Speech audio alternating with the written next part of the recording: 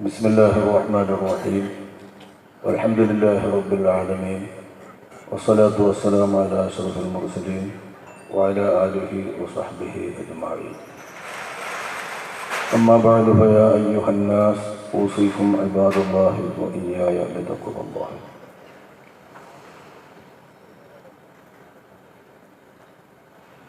ഈ സമ്മേളനം നിയന്ത്രിക്കുന്ന കേരള സംസ്ഥാന ജംഇയ്യത്തുൽ ഉലമായുടെ ആദരണീയരായ സെക്രട്ടറി ബഹുമാന്യരായ കുഞ്ഞാലി ഉസ്താദ്, സംസ്ഥാന ജംഇയ്യത്തുൽ ഉലമായുടെ നേതാക്കളായ ബഹുമാന്യരായ നാദാപുരം ഖാദി മേനക്കോട്ട് അഹമ്മദ് മുസ്ലിയാർ, കേരള സംസ്ഥാന സുന്നി യുവജന ഫെഡറേഷൻ സ്റ്റേറ്റ് അധ്യക്ഷൻ ബഹുമാന്യരായ സയ്യിദ് ഹസൻ സഖാഫ് തങ്ങൾ, കോയക്കുഞ്ഞി തങ്ങൾ, നാദാപുരം ജാതിയേരി ഖാദി സയ്യിദ് ആറ്റക്കോയ തങ്ങൾ, പ്രിയപ്പെട്ട സഹപ്രവർത്തകന്മാർ ഇസ്മായിൽ മൗലവി ജാതിയേരി, സയ്യിദ് മുഹമ്മദ് കോയ തങ്ങൾ തുടങ്ങി വേദിയിലുള്ള അതുപോലെ സദസ്സിലുള്ള പണ്ഡിതന്മാരെ, സഹോദരങ്ങളെ, സുഹൃത്തുക്കളെ, കേരള സംസ്ഥാന ജംഇയ്യത്തുൽ ഉലമ 50 വർഷം പൂർത്തിയാക്കിയതിനെ തുടർന്ന് അതിൻ്റെ സുവർണ ജൂബിലി ആഘോഷ പരിപാടികൾ പ്രഖ്യാപിക്കപ്പെട്ടിരിക്കുകയാണ്. നിങ്ങൾ കേട്ടതുപോലെ ഇക്കഴിഞ്ഞ ഡിസംബർ 27-ാം തീയതി അഭിമന്യരായ ആരംഭം മുതൽ ഈ ജംഇയ്യത്തുൽ ഉലമായുടെ സ്ഥാപകാംഗങ്ങളിൽ പ്രമുഖരായും വളരെ കാലം ജോയിൻറ്റ് സെക്രട്ടറിയും ഏറ്റവും ദീർഘകാലം ഈ സംഘത്തിൻ്റെ ജനറൽ സെക്രട്ടറിയുമായ മൗലാന സയ്യിദ് രാമന്തളി തങ്ങളവറുകൾ ഈ വാർഷികത്തിൻ്റെ പരിപാടികൾ ഔദ്യോഗികമായി പ്രഖ്യാപിക്കുകയും ആ പ്രഖ്യാപനത്തിലെ പ്രഥമ പരിപാടിയായി ഈ കഴിഞ്ഞ ജനുവരി മാസവും ഫെബ്രുവരി മാസവും മഹല്ലുകൾ ശിഥിലമാകരുത് എന്ന പ്രമേയത്തിൻ്റെ പ്രചാരണത്തിന് വേണ്ടി തിരഞ്ഞെടുക്കുകയും ചെയ്തു. അതിൻ്റെ ഭാഗമായി നടക്കുന്ന ഈ പരിപാടി ഇൻഷാ അല്ലാഹ് ഈ ക്യാമ്പയിൻ ഫെബ്രുവരി 28-ാം തീയതി കോഴിക്കോട് മുതലക്കുളം മൈതാനിയിൽ വൈകുന്നേരം 4 മണി മുതൽ ആരംഭിക്കുന്ന പരിപാടിയോടുകൂടെ സമാപിക്കും. നിങ്ങളെല്ലാവരെയും ആ സമാപന പരിപാടികളിൽ കൂടി പങ്കെടുത്ത് വിജയിപ്പിക്കുന്നതിന് വേണ്ടി ക്ഷണിക്കുകയാണ്. പറ്റുന്നവരെല്ലാം അതിൽ പങ്കെടുക്കണമെന്ന് അഭ്യർത്ഥിക്കുകയാണ്. കേവലം ഒരു ശബ്ദത്തിന്, ബഹളത്തിന്, കോലാഹലമുണ്ടാക്കുന്നതിന്, പുതിയൊരു കുഴപ്പമുണ്ടാക്കുന്നതിന് ഒരുങ്ങി പുറപ്പെട്ടതല്ല കേരള സംസ്ഥാന ജംഇയ്യത്തുൽ ഉലമ.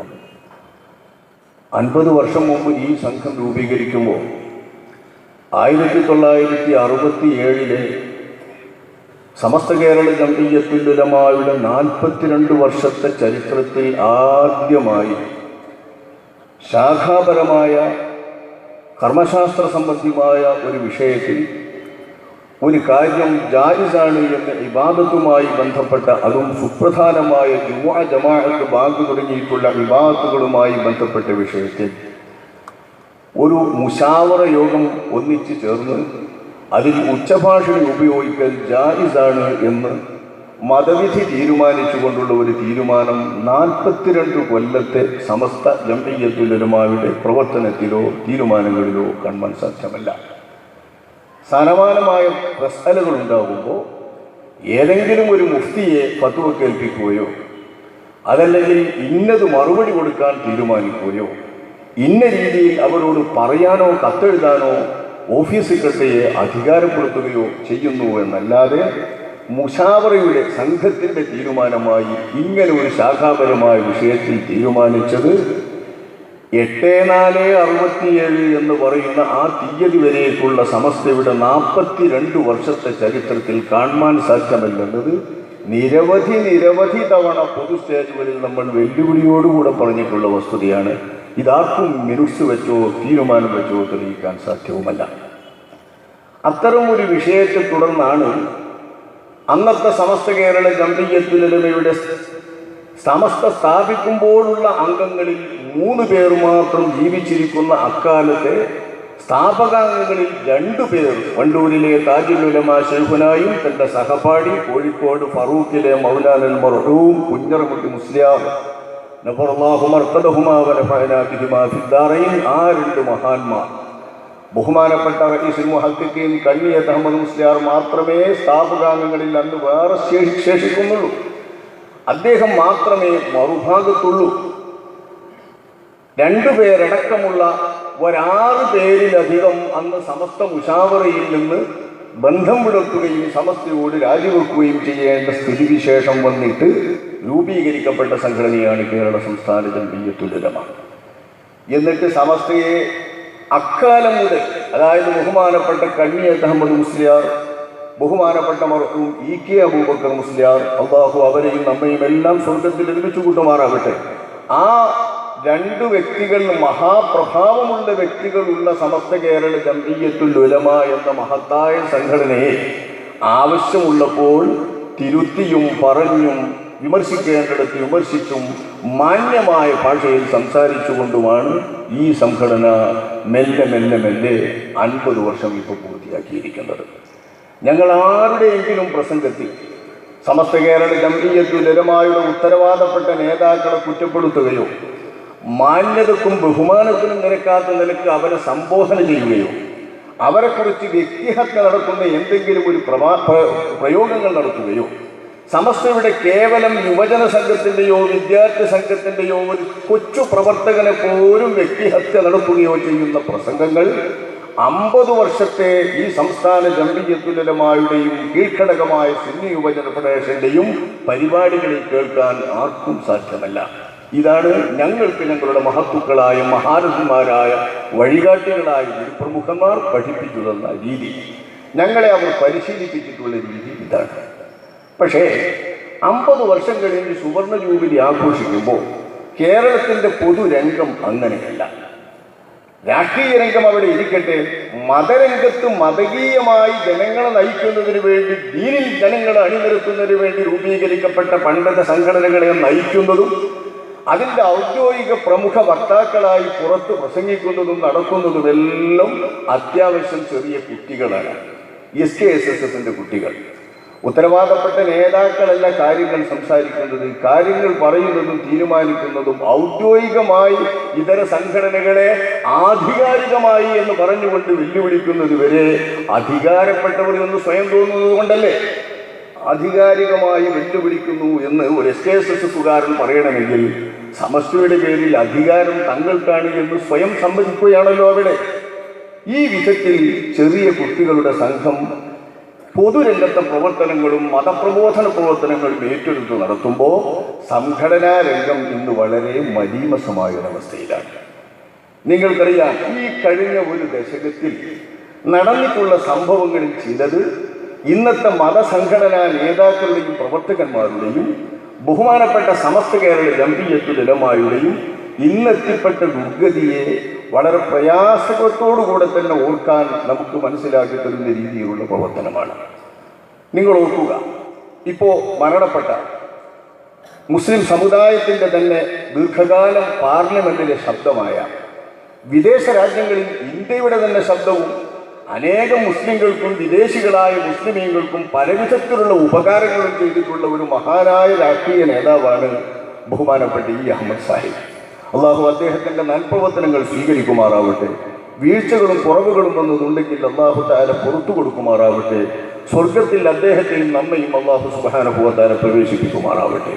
അദ്ദേഹം ഏതാനും വർഷങ്ങൾക്ക് മുൻപ് പട്ടിക്കാട് ജാമിഅ നൂരിയ അറബിക് കോളേജിലെ യോഗത്തിൽ പങ്കെടുക്കുന്നതിന് വേണ്ടി, സനദ്ദാന പ്രസംഗത്തിന് വേണ്ടി പങ്കെടുക്കുന്നതിന് വേണ്ടി പോകുമ്പോൾ വലിയൊരു കോലാഹലം നടക്കുകയാണ്.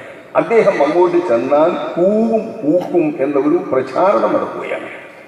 ഈ പ്രചാരണത്തെ തുടർന്ന് അദ്ദേഹം ഇതിൽ നിന്ന് രക്ഷപ്പെടുന്നതിന് വേണ്ടി അദ്ദേഹം ചെയ്ത സംഗതി, പാണക്കാട് കൊടപ്പനക്കൽ തറവാട്ടിൽ ബഹുമാനപ്പെട്ട സയ്യിദ് മുഹമ്മദ് അലി ശിഹാബ് തങ്ങൾ അവർകൾ, സർവാദരണീയരായ നേതാവിൻ്റെ അള്ളാഹുവിൻ്റെ ഹഖ്ജാഹ് ബർക്കത്ത് കൊണ്ട് നമ്മുടെ ഇരുലോകവും നന്നാക്കുമാറാവട്ടെ, സയ്യിദ് മുഹമ്മദ് അലി ശിഹാബ് തങ്ങൾ അവരുടെ വീട്ടിൽ ചെന്ന് അവർ പോകുന്ന വാഹനത്തിൽ അവരുടെ കൂടെ കയറിയിട്ടാണ്, സ്വന്തം കാറില്ലാത്തവരാണോ അഖിലേന്ത്യാ നേതാവ്? മുസ്ലിമീങ്ങളുടെ ഉത്തരവാദപ്പെട്ട MP. അദ്ദേഹം വന്ന് അങ്ങോട്ട് പോകുമ്പോൾ ബഹുമാനപ്പെട്ട സയ്യിദ് മുഹമ്മദ് അലി ശിഹാബ് തങ്ങളുടെ കാറിലിരുന്നു കൊണ്ട് തങ്ങളോടൊപ്പമാണ് പട്ടിക്കാട് ജാമിയ സമ്മേളനത്തിലേക്ക് എത്തുന്നത്.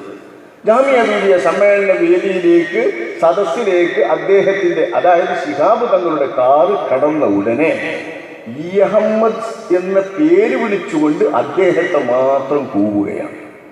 യഥാർത്ഥത്തിൽ ആരെയാണ് ആ കൂക്കുന്നത്? ഇ അഹമ്മദേ എന്ന് വിളിച്ചിട്ട് കൂക്കുകയാണ്. എന്താണ് ഇതിന് കാരണമെന്നറിയുമോ?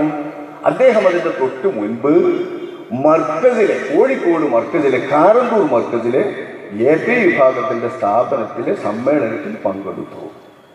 മുസ്ലിം സംഘടനകൾ എല്ലാവരെയും ഒരുമിപ്പിക്കാൻ വേണ്ടി ലീഗിൻ്റെ തെരഞ്ഞെടുപ്പിലുള്ള ക്ഷീണവും മറ്റുമൊക്കെ വന്ന സമയത്ത് മുസ്ലിം സമുദായത്തിലെ എല്ലാവരെയും ഒന്നിച്ചണിനിരത്തുന്നതിന് വേണ്ടി പണിപ്പെട്ടുകൊണ്ട് മുസ്ലിം ലീഗ് നേതൃത്വം ഉണ്ടാക്കിയെടുത്ത ഒരു നയമായിരുന്നു ഇത്.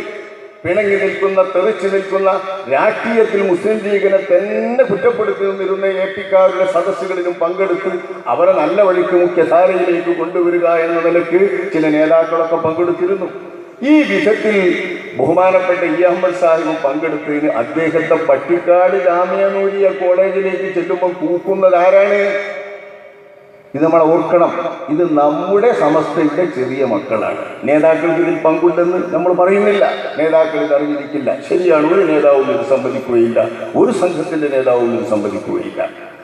ഏതാണ്ട് കുറച്ചു കാലം കഴിഞ്ഞു ഈ അടുത്ത് സമസ്തയുടെ ഉത്തരവാദപ്പെട്ട പ്രസിഡന്റായിരുന്ന പട്ടിക്കാട് കോളേജിലെ, ജാമിയ നൂരിയ കോളേജിലെ പ്രധാനപ്പെട്ട സ്വതർമുദരിസുമായ ബഹുമാനപ്പെട്ട കാളമ്പാടി മുഹമ്മദ് മുസ്ലിയാർ അവர்கள் അദ്ദേഹത്തിൻ്റെ ജനാസ കാണാൻ ചോദിച്ചും സമ്മതം ചോദിച്ചുമാണത്രേ മറുഗ്രൂപ്പ് സമസ്തയിലെ ഏറ്റവും പ്രമുഖനായ നേതാവ് ബഹുമാന്യനായ കാന്തപുരം AP അബൂബക്കർ മുസ്ലിയാർ അവர்கள் വന്നത്.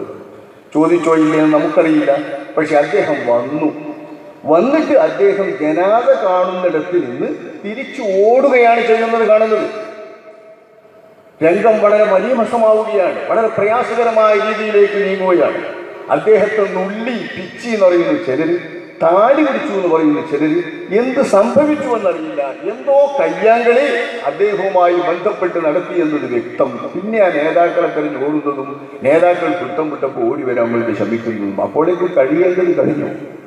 ഇത് ഉത്തരവാദപ്പെട്ട ഒരു സമസ്തയുടെ പ്രസിഡന്റ് മരിച്ചു കിടക്കുമ്പോൾ സാധാരണഗതിയിൽ ഉണ്ടാകൂലേ അങ്ങോട്ടും ഇങ്ങോട്ടും സംസാരിച്ചും പറഞ്ഞുമൊക്കെ നടന്ന മറുസംഘത്തിലെ ആളുകൾക്ക് ആ സമയത്തൊന്ന് ചെന്ന് കാണാനും ഉപചാരപൂർവം ജനാസ സന്ദർശിച്ചുകൊണ്ട് അവിടെ ആയിരക്കാരുമൊക്കെ ഒരു ചെല്ലുന്നത് സൗഹാർദ്ദപരമായ ഒരു നാടിൻ്റെ രീതിയല്ലേ, സംസ്കാരമല്ലേ?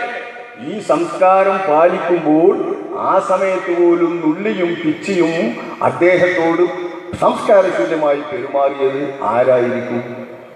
ആരായിരുന്നാലും ഈ സംഘടനാ സംസ്കാരം ഇവിടെ വ്യാപകമാവുകയാണ്. പറയുമ്പോഴേക്ക്, സംസാരിക്കുമ്പോഴേക്ക് ആരാണെങ്കിലും ആരെയാണെങ്കിലും അമാന്യമായ രീതിയിലും യാതൊരു വിധത്തിലുള്ള തത്വദീക്ഷയുമില്ലാതെ വിമർശിക്കുകയും ആക്ഷേപിക്കുകയും ചെയ്യുന്ന നിലവാരം സംഘടനയ്ക്ക് വേണ്ടി മതപ്രബോധന രംഗത്ത് സജീവമായിട്ടുള്ള, ചടുലമായി പ്രവർത്തിക്കുന്ന സമസ്തയുടെ ഘടകം എന്ന് അഭിമാനിക്കുന്ന ഒരു വിദ്യാർത്ഥി സംഘടനയെ എത്തിപ്പെട്ടാൽ ഇതേ നേതാക്കളാണ് ഒരു 10-20 വർഷം കഴിഞ്ഞാൽ സമസ്ത കേരള ജംഇയ്യത്തുൽ ഉലമയുടെ മുശാവറയിൽ വരിക, പ്രസിഡന്റ് ആവുക, സെക്രട്ടറി ആവുക. അങ്ങനെയല്ലേ വരിക? ഓരോരുത്തർ മരണപ്പെടുകയില്ലേ? ആരെങ്കിലും നിലച്ചിരിക്കുമ്പോഴാണോ ബഹുമാനപ്പെട്ട കോട്ടുകല ബാപ്പു മുസ്ലിയാരുടെ മരണം സംഭവിക്കുന്നത്? വിദേശത്ത് പോയാണല്ലോ. വളരെ പെട്ടെന്ന് അദ്ദേഹത്തെ അല്ലാഹു സുബ്ഹാനഹു വ തആല പെട്ടെന്ന് പരീക്ഷിക്കുകയും അല്ലാഹു അവന്റെ ലോകത്തേക്ക് കൊണ്ടുപോവുകയുമായിരുന്നില്ലേ? അല്ലാഹു അദ്ദേഹത്തിൻ്റെ സൽക്രമങ്ങൾ സ്വീകരിക്കുകയും പാപങ്ങൾ വിട്ടുപുറത്ത് മാപ്പാക്കുകയും സ്വർഗപ്രവേശം അവർക്കും നമുക്കും അല്ലാഹു തആല നൽകുകയും ചെയ്യുമാറാവട്ടെ.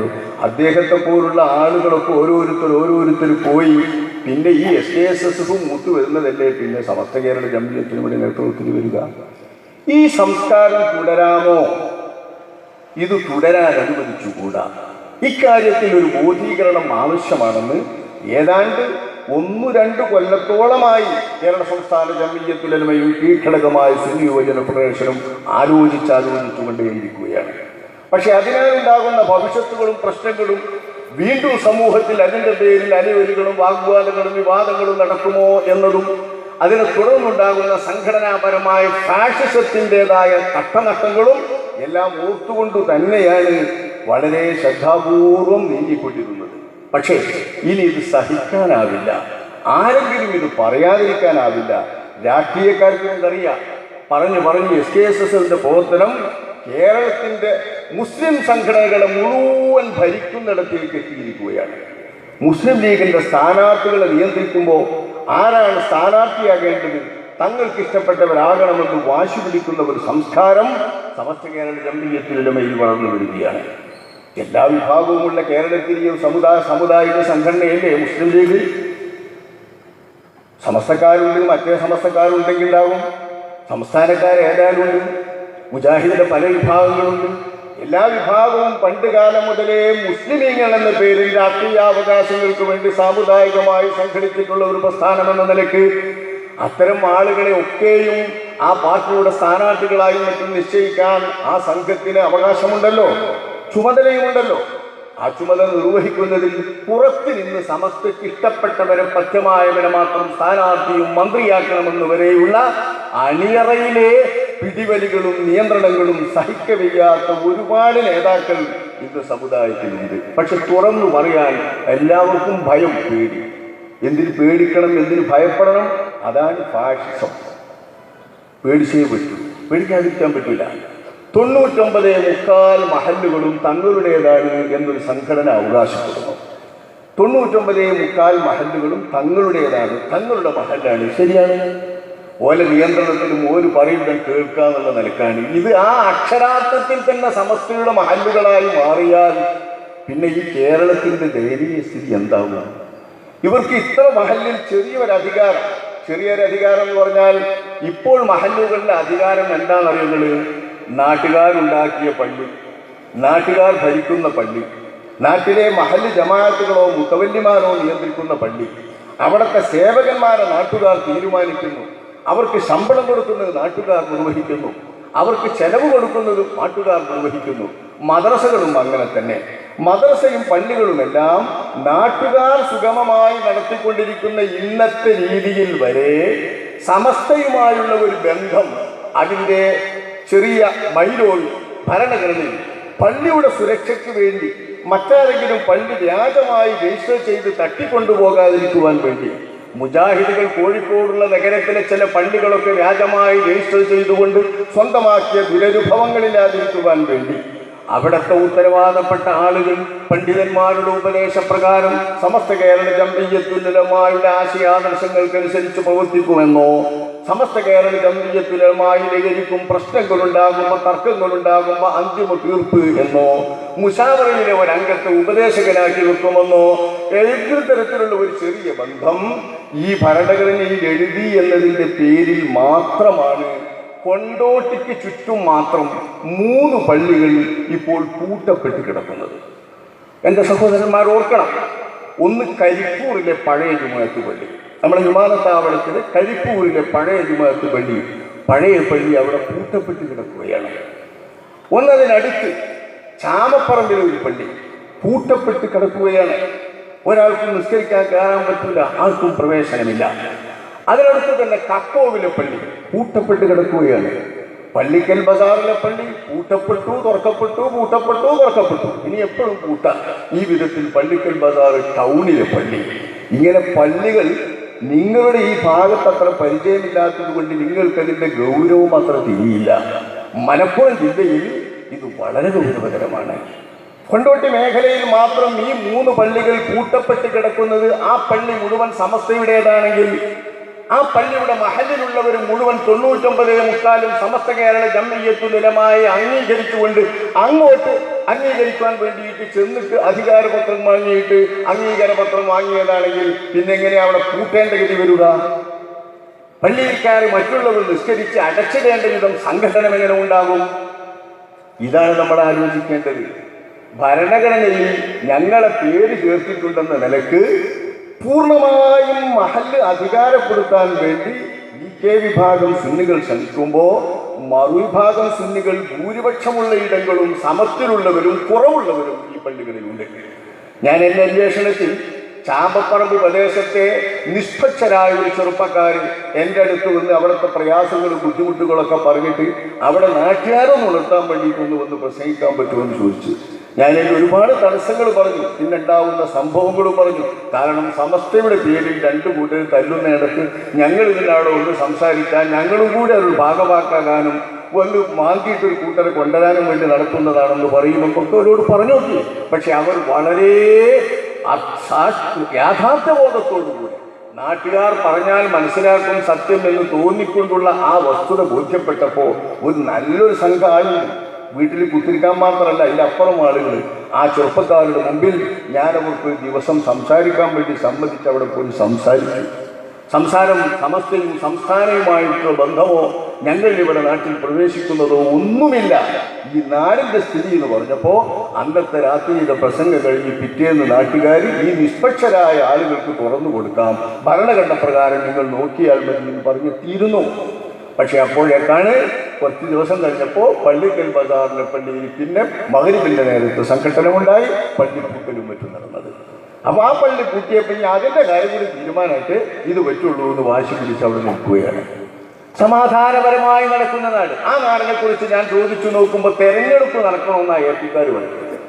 തെരഞ്ഞെടുപ്പ് നടക്കണം. ഞാൻ ഇതൊന്നും പ്രവേശിച്ചിട്ടില്ല. മുസ്ലിമീങ്ങൾ തമ്മിൽ പാലിക്കേണ്ട മര്യാദകളെ സംബന്ധിച്ച് സംസാരിച്ച്, പള്ളി പൂട്ടിക്കിടക്കുന്നതിൻ്റെ ഗൗരവത്തെക്കുറിച്ച് സംസാരിച്ച്, അതുകൊണ്ട് നാട്ടുകാർക്ക് നാടിൽ വരുന്ന വിപത്തുകളെക്കുറിച്ച് ബോധീകരിച്ച് ഇങ്ങനെ സംസാരിച്ച ആ സംസാരത്തിന് സംഘടനാപരമായി ഒരു പക്ഷത്തെയും കുറ്റപ്പെടുത്തിയിട്ടില്ല. നമ്മുടെ ശരിയുമല്ലല്ലോ. ഞങ്ങളുടെ രീതി തന്നെ എവിടെ ഏതൊരു യോഗത്തിനോ വിഷയത്തിനോ ക്ഷണിക്കപ്പെട്ടാൽ ആ വിഷയം സംസാരിക്കുക, അതുമായി ബന്ധപ്പെട്ട് വേണ്ടത് പറയുക എന്നതാണ് ഞങ്ങളുടെ പ്രസംഗ രീതി. ഞങ്ങളുടെ സംഘടനാ രീതി ഇതാണ്. ഇത് ബഹുമാനപ്പെട്ട അഭിവന്ദരായ ഞങ്ങളുടെ വഴികാട്ടികളായ നേതാക്കൾ ഞങ്ങളെ ശീലിപ്പിച്ചതും പഠിപ്പിച്ചതും ഉപദേശിച്ചതും അങ്ങനെയാണ്. അതുപ്രകാരം നടന്നു നീങ്ങുന്ന ഞങ്ങൾ അവിടെ കുഴപ്പത്തിനൊന്നും പോയിട്ടില്ല. അതെല്ലാവർക്കും അറിയാം. സോഷ്യൽ മീഡിയകളിലെ പ്രസംഗങ്ങളെല്ലാവരും എല്ലാം തത്സമയം തന്നെ എത്തുമല്ലോ. ആ സ്ഥലത്ത് ഭൂരിപക്ഷം നോക്കിയിട്ട് വോട്ടിംഗ് നടത്തിയാൽ ഞങ്ങൾക്ക് കിട്ടുമെന്നാണ് ഏപ്പിക്കാർ പറയുന്നത്. ഈക്കക്കാർ പറയുന്നത് ഭരണഘടനയിൽ ഞങ്ങളുടേതാണ്. ഭരണഘടനയിൽ സമസ്ത മുഷാവറയുടെ ആധാരത്തിൽ സിയാമു ഹാജി എന്നുള്ളൊരു ഹാജി, ഞാനതിൻ്റെ ആധാരം പൂർണ്ണമായി വായിച്ചിട്ടാണ് സംസാരിക്കാൻ പോയത്. സിയാമു ഹാജി എന്ന ഒരു ഹാജി ഇത് വഖഫ് ചെയ്യുന്ന സമയത്ത് അദ്ദേഹം തന്നെ ആധാരം ചേർക്കുമ്പോൾ അന്നത്തെ കാലത്തെ അവിഭക്ത സമസ്തയാണെന്ന്, അവിഭക്ത സമസ്തയല്ല, APIക്ക് വിഭജിക്കാത്ത സമസ്ത, അതായത് സംസ്ഥാന ജംഇയ്യത്തുൽ ഉലമ മാറിക്കഴിഞ്ഞ ശേഷം പിന്നീട് വരുന്ന സമസ്തയുടെ പേരിലാണ് അദ്ദേഹം സമസ്ത കേരള ജംഇയ്യത്തുൽ ഉലമയുടെ എഴുതുന്നത്. മുഷാവറയിലെ 3 അംഗങ്ങൾ അതിൻ്റെ ഉപദേശകരായി വേണമെന്ന വസ്തുതയും അത് ചേർത്തിട്ടുണ്ട്. ആ വിധത്തിൽ സമസ്ത കേരള ജംഇയ്യത്തുൽ ഉലമയെ ബന്ധപ്പെടുത്തിക്കൊണ്ടുള്ള ഈ സിയാമു ഹാജി അദ്ദേഹം ആ സ്ഥലം വഖഫ് ചെയ്യുമ്പോഴും ആ പരിപാടി നടത്തുമ്പോഴുമുള്ള അദ്ദേഹത്തിൻ്റെ വ്യവസ്ഥ പ്രകാരം ഒരു ചെറിയ വാക്ക് കിട്ടി എന്ന നിലക്ക് ആ സമസ്തൻ്റെ പള്ളി കേസിനാകട്ടെ എന്നും പറഞ്ഞിട്ട് വാശി. മറുപക്ഷം ഞങ്ങൾക്കും കൂടി അവകാശപ്പെട്ടതാണ്. തെരഞ്ഞെടുപ്പ് നടത്തി വോട്ടിംഗ് നടത്തി ഭൂരിപക്ഷം മാർക്കാണ് വെച്ചാൽ അതുപോലെ ഭരിക്കുക. ഭരണം മാർക്കാവട്ടെ. പള്ളി പോലെ നടക്കണമെന്നും അവിടെ സുജൂദ് ചെയ്യപ്പെടണമെന്നും നമസ്കരിക്കണമെന്നുമല്ലേ മുസ്ലിമീങ്ങൾ ചിന്തിക്കുക. ഈമാനുള്ളവർ ആലോചിക്കുക.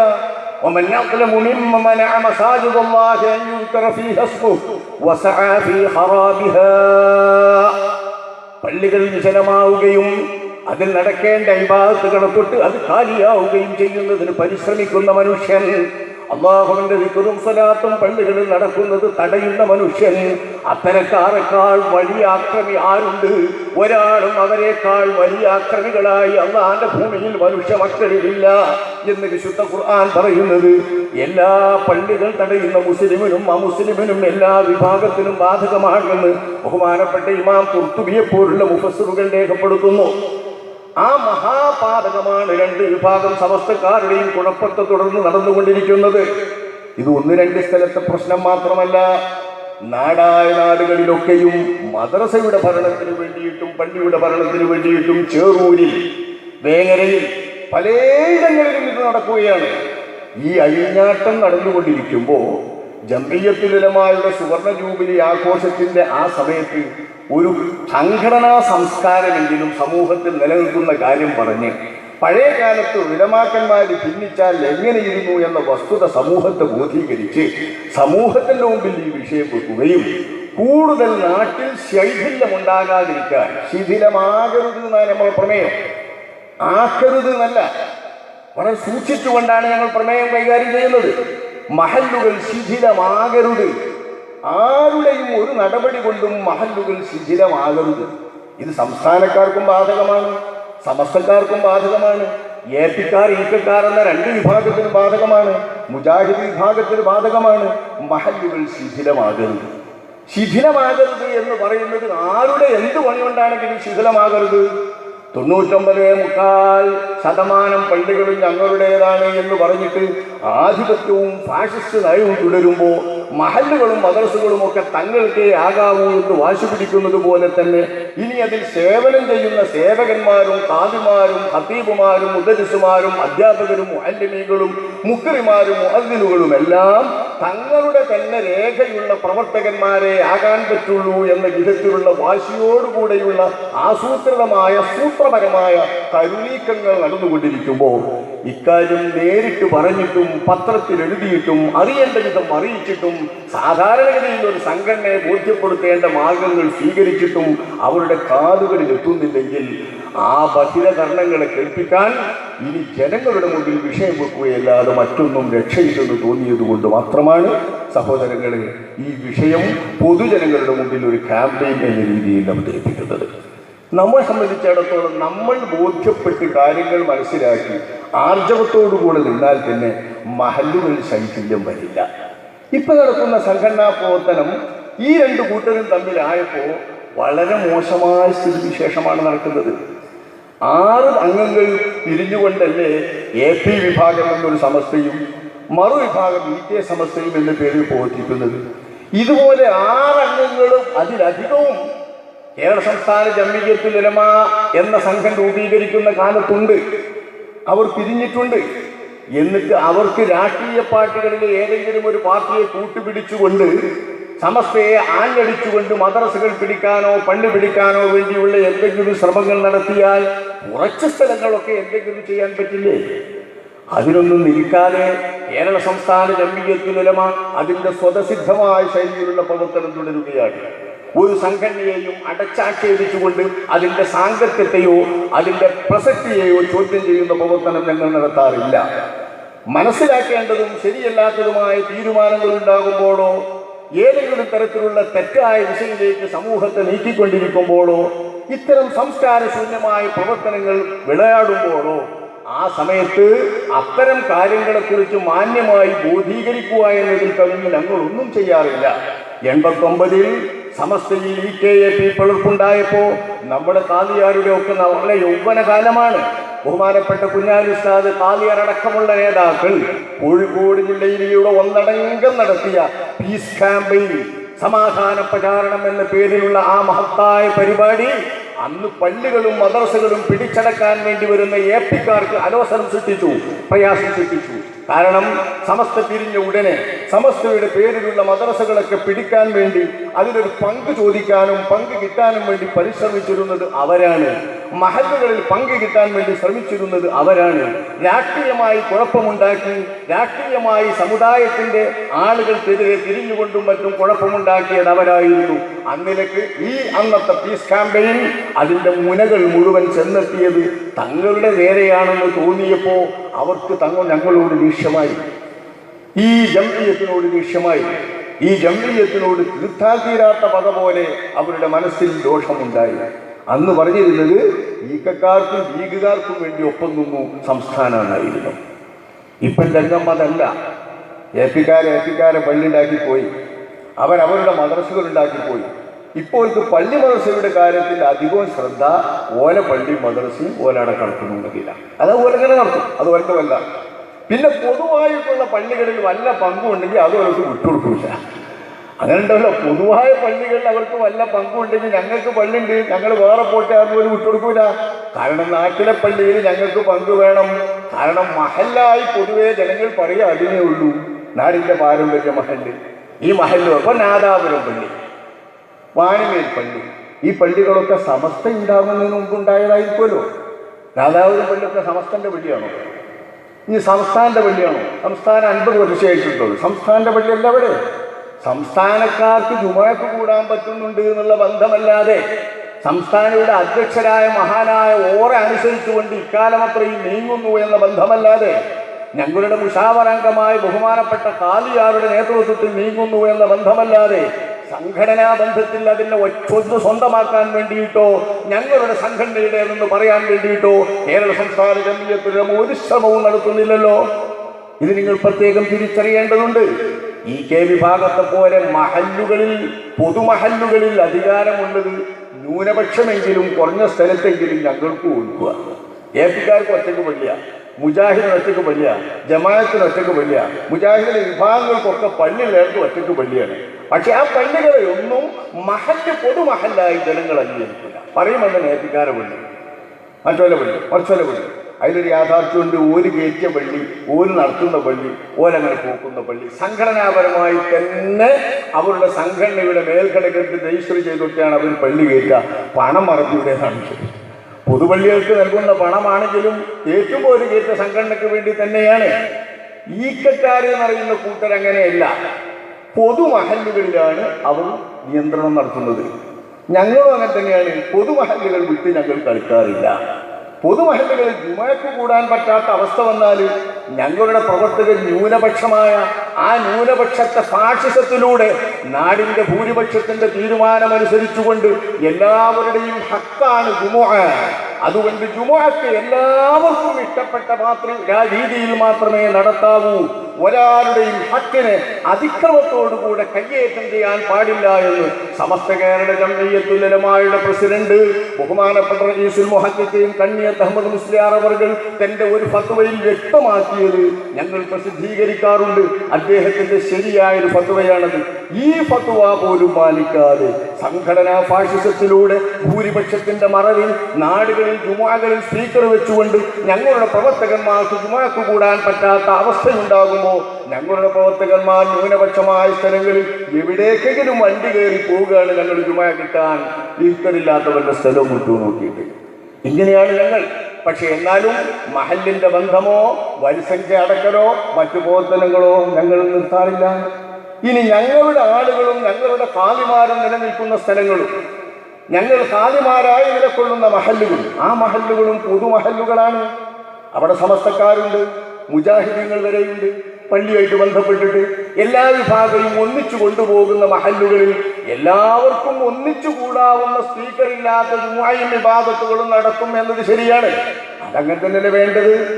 അത് മുത്തനബിയുടെ കാലം മുതൽ ഇസ്ലാം ദീൻ ഇവിടെ പ്രചരിച്ചയിടം മുതൽ നടന്നു വരുന്ന പാരമ്പര്യ രീതിയല്ലേ? അതെല്ലാവർക്കും സ്വീകാര്യമായ രീതിയുമല്ലേ? തങ്ങളവர்கள் ഉദ്ഘാടനത്തിൽ പറഞ്ഞതുപോലെ മുജാഹിദീങ്ങൾക്ക് വരെ ആ ജുമുഅ ബാത്തിലാണ് എന്ന അഭിപ്രായമില്ലല്ലോ. പഴയ കാലത്തെ ജുമുഅ അങ്ങനെ ആരെങ്കിലും അഭിപ്രായപ്പെട്ടാൽ റസൂലുള്ളാഹിന്റെ ജുമുഅയും സ്വഹാബത്തിന്റെ ജുമുഅയൊക്കെ ബാത്തിലാണ് എന്നെല്ലാം പറയുന്നതിനർത്ഥം. അപ്പൊ അതുകൊണ്ട് തന്നെ എല്ലാവർക്കും സ്വീകാര്യമായ ഏവർക്കും ജുമുഅ സാധുവായി കിട്ടുന്ന തരത്തിൽ ഇബാദത്തുകൾ നടത്താൻ വേണ്ടി ഞങ്ങൾ പരിശ്രമിക്കും. ഞങ്ങൾക്ക് ഭൂരിപക്ഷമുള്ളിടത്തും അധികാരമുള്ളിടത്തും എന്നത് സത്യമാണ്. ഇത് ശിഥിലീകരണ പ്രവർത്തനമല്ല, ശൈഥില്യം ഉണ്ടാകേണ്ട പ്രവർത്തനവുമല്ല. മറുപക്ഷത്തെ യാതൊരു വിധത്തിലും അടിച്ചമർത്തുകയോ അവകാശ നിഷേധം നടത്തുകയോ അവരെ പള്ളിവേലകളിൽ നിന്നോ മദ്രസാ ജോലികളിൽ നിന്നോ മാറ്റിവിടപ്പെടുന്ന എന്തെങ്കിലും ചെയ്യുകയോ ഇല്ല. ഞങ്ങൾക്ക് ആകെ കുറച്ച് മദ്രസയേ ഉള്ളൂ. ശരിയാണ്. ഈ 10,000 മദ്രസ ഒന്നായിട്ട് പണ്ട് കാലം മുതലേ ഉള്ളത് തടഞ്ഞു വെച്ചാൽ ഉണ്ടാകണ മദ്രസയിൽ നിന്നൊക്കെ ഭൂരിപക്ഷം അങ്ങനെ പോയാൽ കുറച്ചെങ്ങനെ ഉണ്ടാവുള്ളൂ. ഇവരിപ്പോൾ ഈ 10,000 മദ്രസ എന്ന് പറയുമ്പോൾ വിചാരിച്ചു ഇവരെ SKSSFിൻ്റെ കുട്ടികൾ ഉണ്ടാക്കിയതായി 10,000 മദ്രസ. SKSSF ഇന്നലെ മിന്നാണ് ഉണ്ടാകുന്നതാണ്. 42 വർഷക്കാലം സമസ്തയുടെ സ്ഥാപകാംഗമായിക്കൊണ്ട് സ്ഥാപനം മുതൽക്ക് ആ സംഘത്തിന് വേണ്ടി വളരെയധികം ജീവത്യാഗം ചെയ്തവരാണ് ബഹുമാനപ്പെട്ട വണ്ടൂരിലെ താജുൽ ഉലമാ അവർകൾ.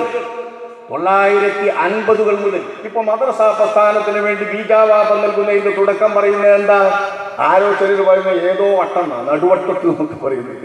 സമ്മേളനത്തിന്റെ പേര് എവിടെയാന്ന് പറയാൻ പോലും അറിയാത്ത കുട്ടികളാണ് പ്രസംഗിക്കുന്നതിനർത്ഥം. കാര്യവട്ടത്തെ സമ്മേളനം എന്ന വലിയ സമ്മേളനം, കാര്യവട്ടം എന്ന് പറഞ്ഞാൽ പട്ടിക്കാടിനടുത്ത പ്രദേശമാണ്. ആ കാര്യവട്ടത്തെ സമ്മേളനമാണ് ബഹുമാനപ്പെട്ട മർഹൂം സമസ്തയുടെ സ്ഥാപക നേതാവ് ബഹുമാനപ്പെട്ട മൗലാന മർഹൂം പാങ്ങിൽ അഹമ്മദ് കുട്ടി മുസ്ലിയാർ മുന്നിട്ടിറങ്ങിക്കൊണ്ട് സംഘടിപ്പിച്ച യോഗങ്ങളിൽ അവസാനത്തെ യോഗം. നമ്മുടെ നാദാപുരത്തെ ഊര് നമ്മളെ പാങ്ങൽക്കാരൻ എന്താ ആരും പറയാത്തത്? ഓരോ ചരിത്രം എന്താ ആരും എഴുതാത്തത്? ഓരല്ലേ സമസ്തന്റെ ആള് എന്ന് പറയാറുള്ളൂ ചിലപ്പോൾ പാങ്ങൽ. അതാണ് ബഹുമാനപ്പെട്ട പാങ്ങിൽ അഹമ്മദ് മുസ്ലിയാർ. അദ്ദേഹം ഓടി നടന്ന് യത്നിച്ചുകൊണ്ടാണ് സമസ്തയുണ്ടായത്. അദ്ദേഹത്തിന്റെ ആ കാലം മുതൽ സമസ്തയുമായി ബന്ധപ്പെട്ട് കാര്യവട്ടം സമ്മേളനത്തിൽ പങ്കെടുത്ത ആരെങ്കിലും ഒരാൾ ഇന്ന് SKSSF-കാരൻ പ്രതിനിധാനം ചെയ്യുന്ന ആധുനിക സമസ്തയിൽ ആരെങ്കിലും ഒരാൾ കാര്യവട്ടം സമ്മേളനത്തിൽ പങ്കെടുത്തവർ ഇല്ല. അതേസമയം ഞങ്ങളുടെ അഭിവന്ദരായ നേതാവ് ബഹുമാനപ്പെട്ട താജുൽ ഉലമാ ശൈഖുന അവറുകളായിരുന്നു കാര്യവട്ടം സമ്മേളനത്തിലെ പ്രധാന താരം. അന്നേരത്തെ മുഷാവറയിലെ പ്രധാന താരം ബഹുമാനപ്പെട്ട ശംസുൽ ഉലമാ ഖുത്ബി അവർകൾ സംസ്ഥ കേരള ജംഇയ്യത്തുൽ ഉലമായുമായി ബന്ധപ്പെട്ടുകൊണ്ടോ സംഘടനാ ബന്ധത്തിൽ അംഗത്വമെടുത്തുകൊണ്ടോ അതുവരെ പ്രവർത്തിച്ചിരുന്നില്ല. 25 രൂപീകരിക്കുന്ന കാലത്ത് കേരളത്തിലുള്ള ഉലമാക്കൾ പാങ്ങിൽ അഹമ്മദ് മുസ്ലിയാരുടെ ശ്രേണിയിലും മറുവിഭാഗം ശംസുൽ ഉലമാ ഖുത്ബി അവരുടെ വഴിയിലുമായി 2 തരത്തിലുള്ള വഴികളാണ് കേരളീയ ഉലമാവിൽ. ആശാസ്യകരമായ വഴിയാണ്. ആലിമീങ്ങൾക്ക് പല വഴികളുണ്ടാവൂലേ, വീക്ഷണ വ്യത്യാസങ്ങൾ ഉണ്ടാവൂലേ?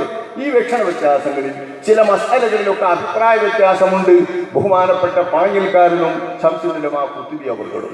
ശംസുൽ ഉലമാ ഖുത്ബി അവർകളെ അംഗീകരിച്ചുകൊണ്ട് ഒരു വിഭാഗം ആ ലൈനിലൂടെ നീങ്ങുമ്പോൾ മറുവിഭാഗം നീങ്ങുന്നത് പാങ്ങിൽ അഹമ്മദ് മുസ്ലിയാരുടെ ലൈനിലാണ്. ഉദാഹരണം, ജുമുഅ തുടങ്ങുന്ന കാര്യവുമായി ബന്ധപ്പെട്ട് 2 പേർക്കും 2 തരം വീക്ഷണങ്ങളാണ്. ഇത്തരത്തിലുള്ള അഭിപ്രായ വ്യത്യാസം കേരളത്തിലെ ഉലമാക്കൾക്കിടയിൽ നിലനിന്നുകൊണ്ടിരിക്കാൻ തുടങ്ങിയത് കാലമെത്രയോ ആയി. എന്നും ഉലമാ ഉണ്ടോ അന്നൊക്കെ ഈ അഭിപ്രായ വ്യത്യാസങ്ങളുമുണ്ട്. ഒരാലിമിന്റെ അഭിപ്രായം മറ്റേ ആലിമി സ്വീകരിക്കുകയും വ്യത്യാസം കൂടാതെ തന്നെ കൈക്കൊള്ളുകയും വേണമെന്ന് പറയുന്നതും ശഠിക്കുന്നതും ശരിയായ രീതിയല്ല. ഉലമാക്കളാകുമ്പോൾ അഭിപ്രായ വ്യത്യാസം ഉണ്ടാകും. എന്നിട്ടും താൻ മേൽക്കൈയെടുത്തുകൊണ്ട് രൂപീകരിച്ച സമസ്ത കേരള ജംഇയ്യത്തുൽ ഉലമായിൽ ബഹുമാനപ്പെട്ട ശംസുൽ ഉലമാ ഖുത്ബി അവരുടെ ശിഷ്യന്മാരെങ്കിലും പങ്കെടുക്കണമെന്ന ഉത്കടമായ അഭിലാഷം കൊണ്ടാണ് ബഹുമാനപ്പെട്ട പാങ്ങിൽ അഹമ്മദ് മുസ്ലിയാർ അന്ന് ദാറുൽ ഉലൂം വാഴക്കാടിൽ ദർസ് നടത്തിയിരുന്ന ബഹുമാനപ്പെട്ട ഖുത്ബി അവരുടെ ദർസിലേക്ക് വരുന്നത്. ആ ദർസിൽ പഠിച്ചുകൊണ്ടിരിക്കുന്ന വിദ്യാർത്ഥികളെ സമസ്തയിൽ ചേർക്കുകയാണ് പാങ്ങിൽ അഹമ്മദ് മുസ്ലിയാർ. അതിന് സമ്മതം നൽകി അവരെ സമ്മതിപ്പിച്ചുകൊണ്ട് നിർദ്ദേശിച്ചു വിടുകയാണ് ബഹുമാനപ്പെട്ട ശംസുൽ ഉലമാ ഖുത്ബി അവർകൾ.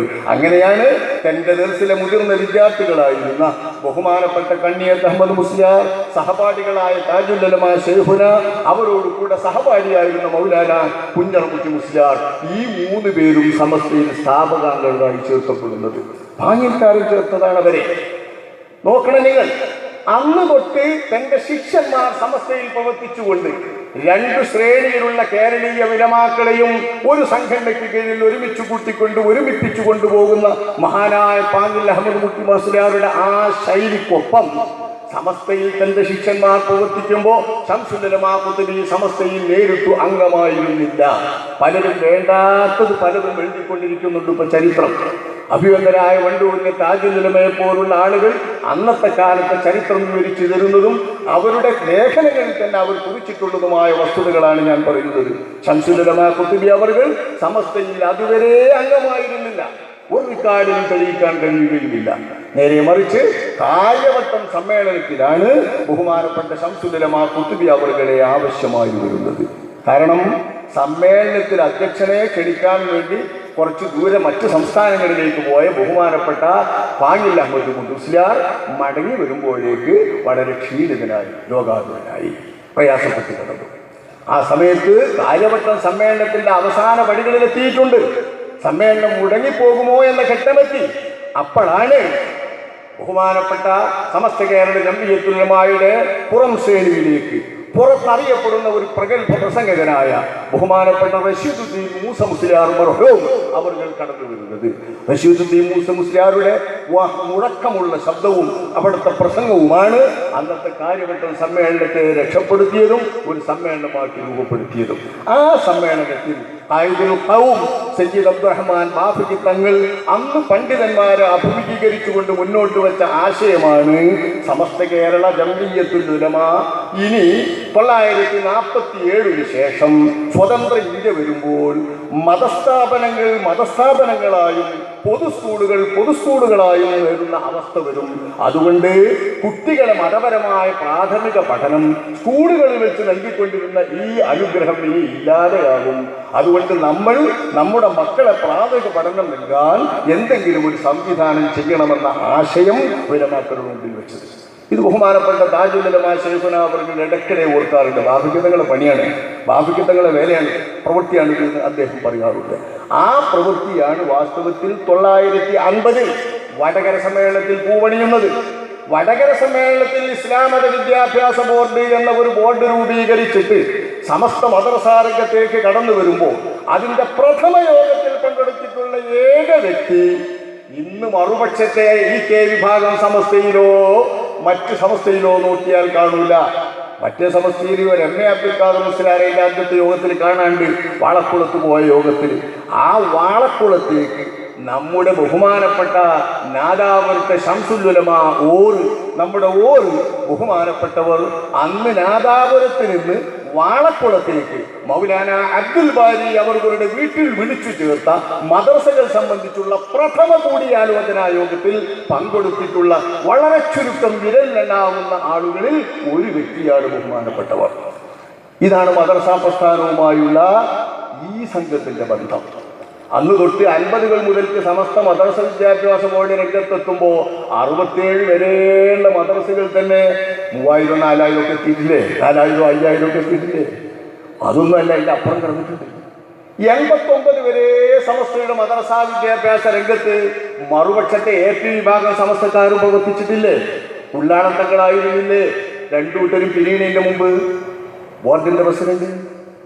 ബഹുമാനപ്പെട്ട ഉള്ളാൻ സയ്യിദ് കുഞ്ഞിപ്പോയ തങ്ങളായിരുന്നില്ലേ സമസ്ത കേരള ഇസ്ലാം മത വിദ്യാഭ്യാസ ബോർഡിന്റെ പ്രസിഡന്റ്? കുറെ കാലം അദ്ദേഹം പ്രസിഡന്റായ കാലത്തും മദ്രസകൾ കുറെ അംഗീകരിച്ചിട്ടില്ലേ?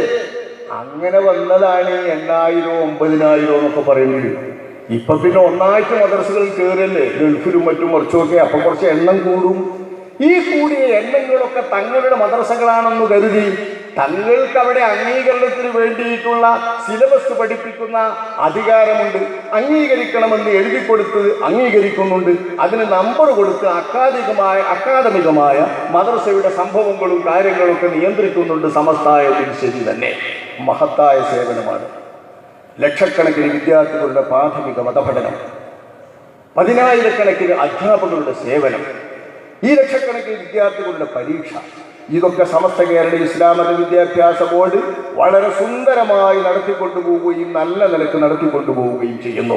പാഠബുക്കുകളിലൊക്കെ എന്തെങ്കിലും തെറ്റുകളും കുറവുകളൊക്കെ ഉണ്ടാകുമ്പോൾ നുസ്രത്തിലും മറ്റൊക്കെ ചോദ്യം വരുമ്പോഴോ അല്ലെങ്കിൽ പാഠബുക്ക് ഒന്നിച്ച് പരിശോധിച്ചുകൊണ്ട് ഒരു പോസ്റ്റ്മോർട്ടം റിപ്പോർട്ട് തന്നെ നുസ്രത്തിൽ പണ്ടുകൊടുത്തിരുന്നു. ഇങ്ങനെയൊക്കെ തിരുത്താൻ വേണ്ടി നമ്മൾ ശ്രമിക്കാറുണ്ടെങ്കിലും മദ്രസയുടെ ഈ പരിശ്രമങ്ങളെ വിലയിടിച്ചു കാണിക്കാറില്ല. അതിന് പകരം വെക്കാൻ മറ്റൊരു മാർഗമില്ല. വേറൊരു വിദ്യാഭ്യാസ ബോർഡിനും ഇന്നത്തെ ഈ 10,000-ഓളം മദ്രസ നിയന്ത്രിച്ചു വരുന്ന കെ വിഭാഗം സമസ്തയുടെ സേവനങ്ങളെ ഒരിക്കലും ചെറുതായി കാണാൻ പറ്റില്ല. ഇതര സംസ്ഥാനങ്ങളുടെ മുമ്പിൽ വലിയ ഒരു മഹത്തായ സേവനം തന്നെയാണ്. ഒരു നല്ല ഇസ്ലാമിക വിദ്യാഭ്യാസ രംഗത്തെ ഒരു നല്ല ഏജൻസി തന്നെയാണ് സമസ്ത കേരള ജംഇയ്യത്തുൽ ഉലമ വിദ്യാഭ്യാസ ബോർഡ്. ഈ മഹത്തായ സേവനത്തിന്റെ നിലയിൽ നാശമുണ്ടാകരുത്, കുഴപ്പമുണ്ടാകരുത്, മദ്രസകൾ അടച്ചുപൂട്ടപ്പെടരുത്, കയ്യേറ്റങ്ങൾ ഉണ്ടാകരുത്, മുഅല്ലിമീങ്ങൾ ഹനിക്കപ്പെടരുത്. ഇത് തന്നെയാണ് നമ്മൾ പറയുന്നത്.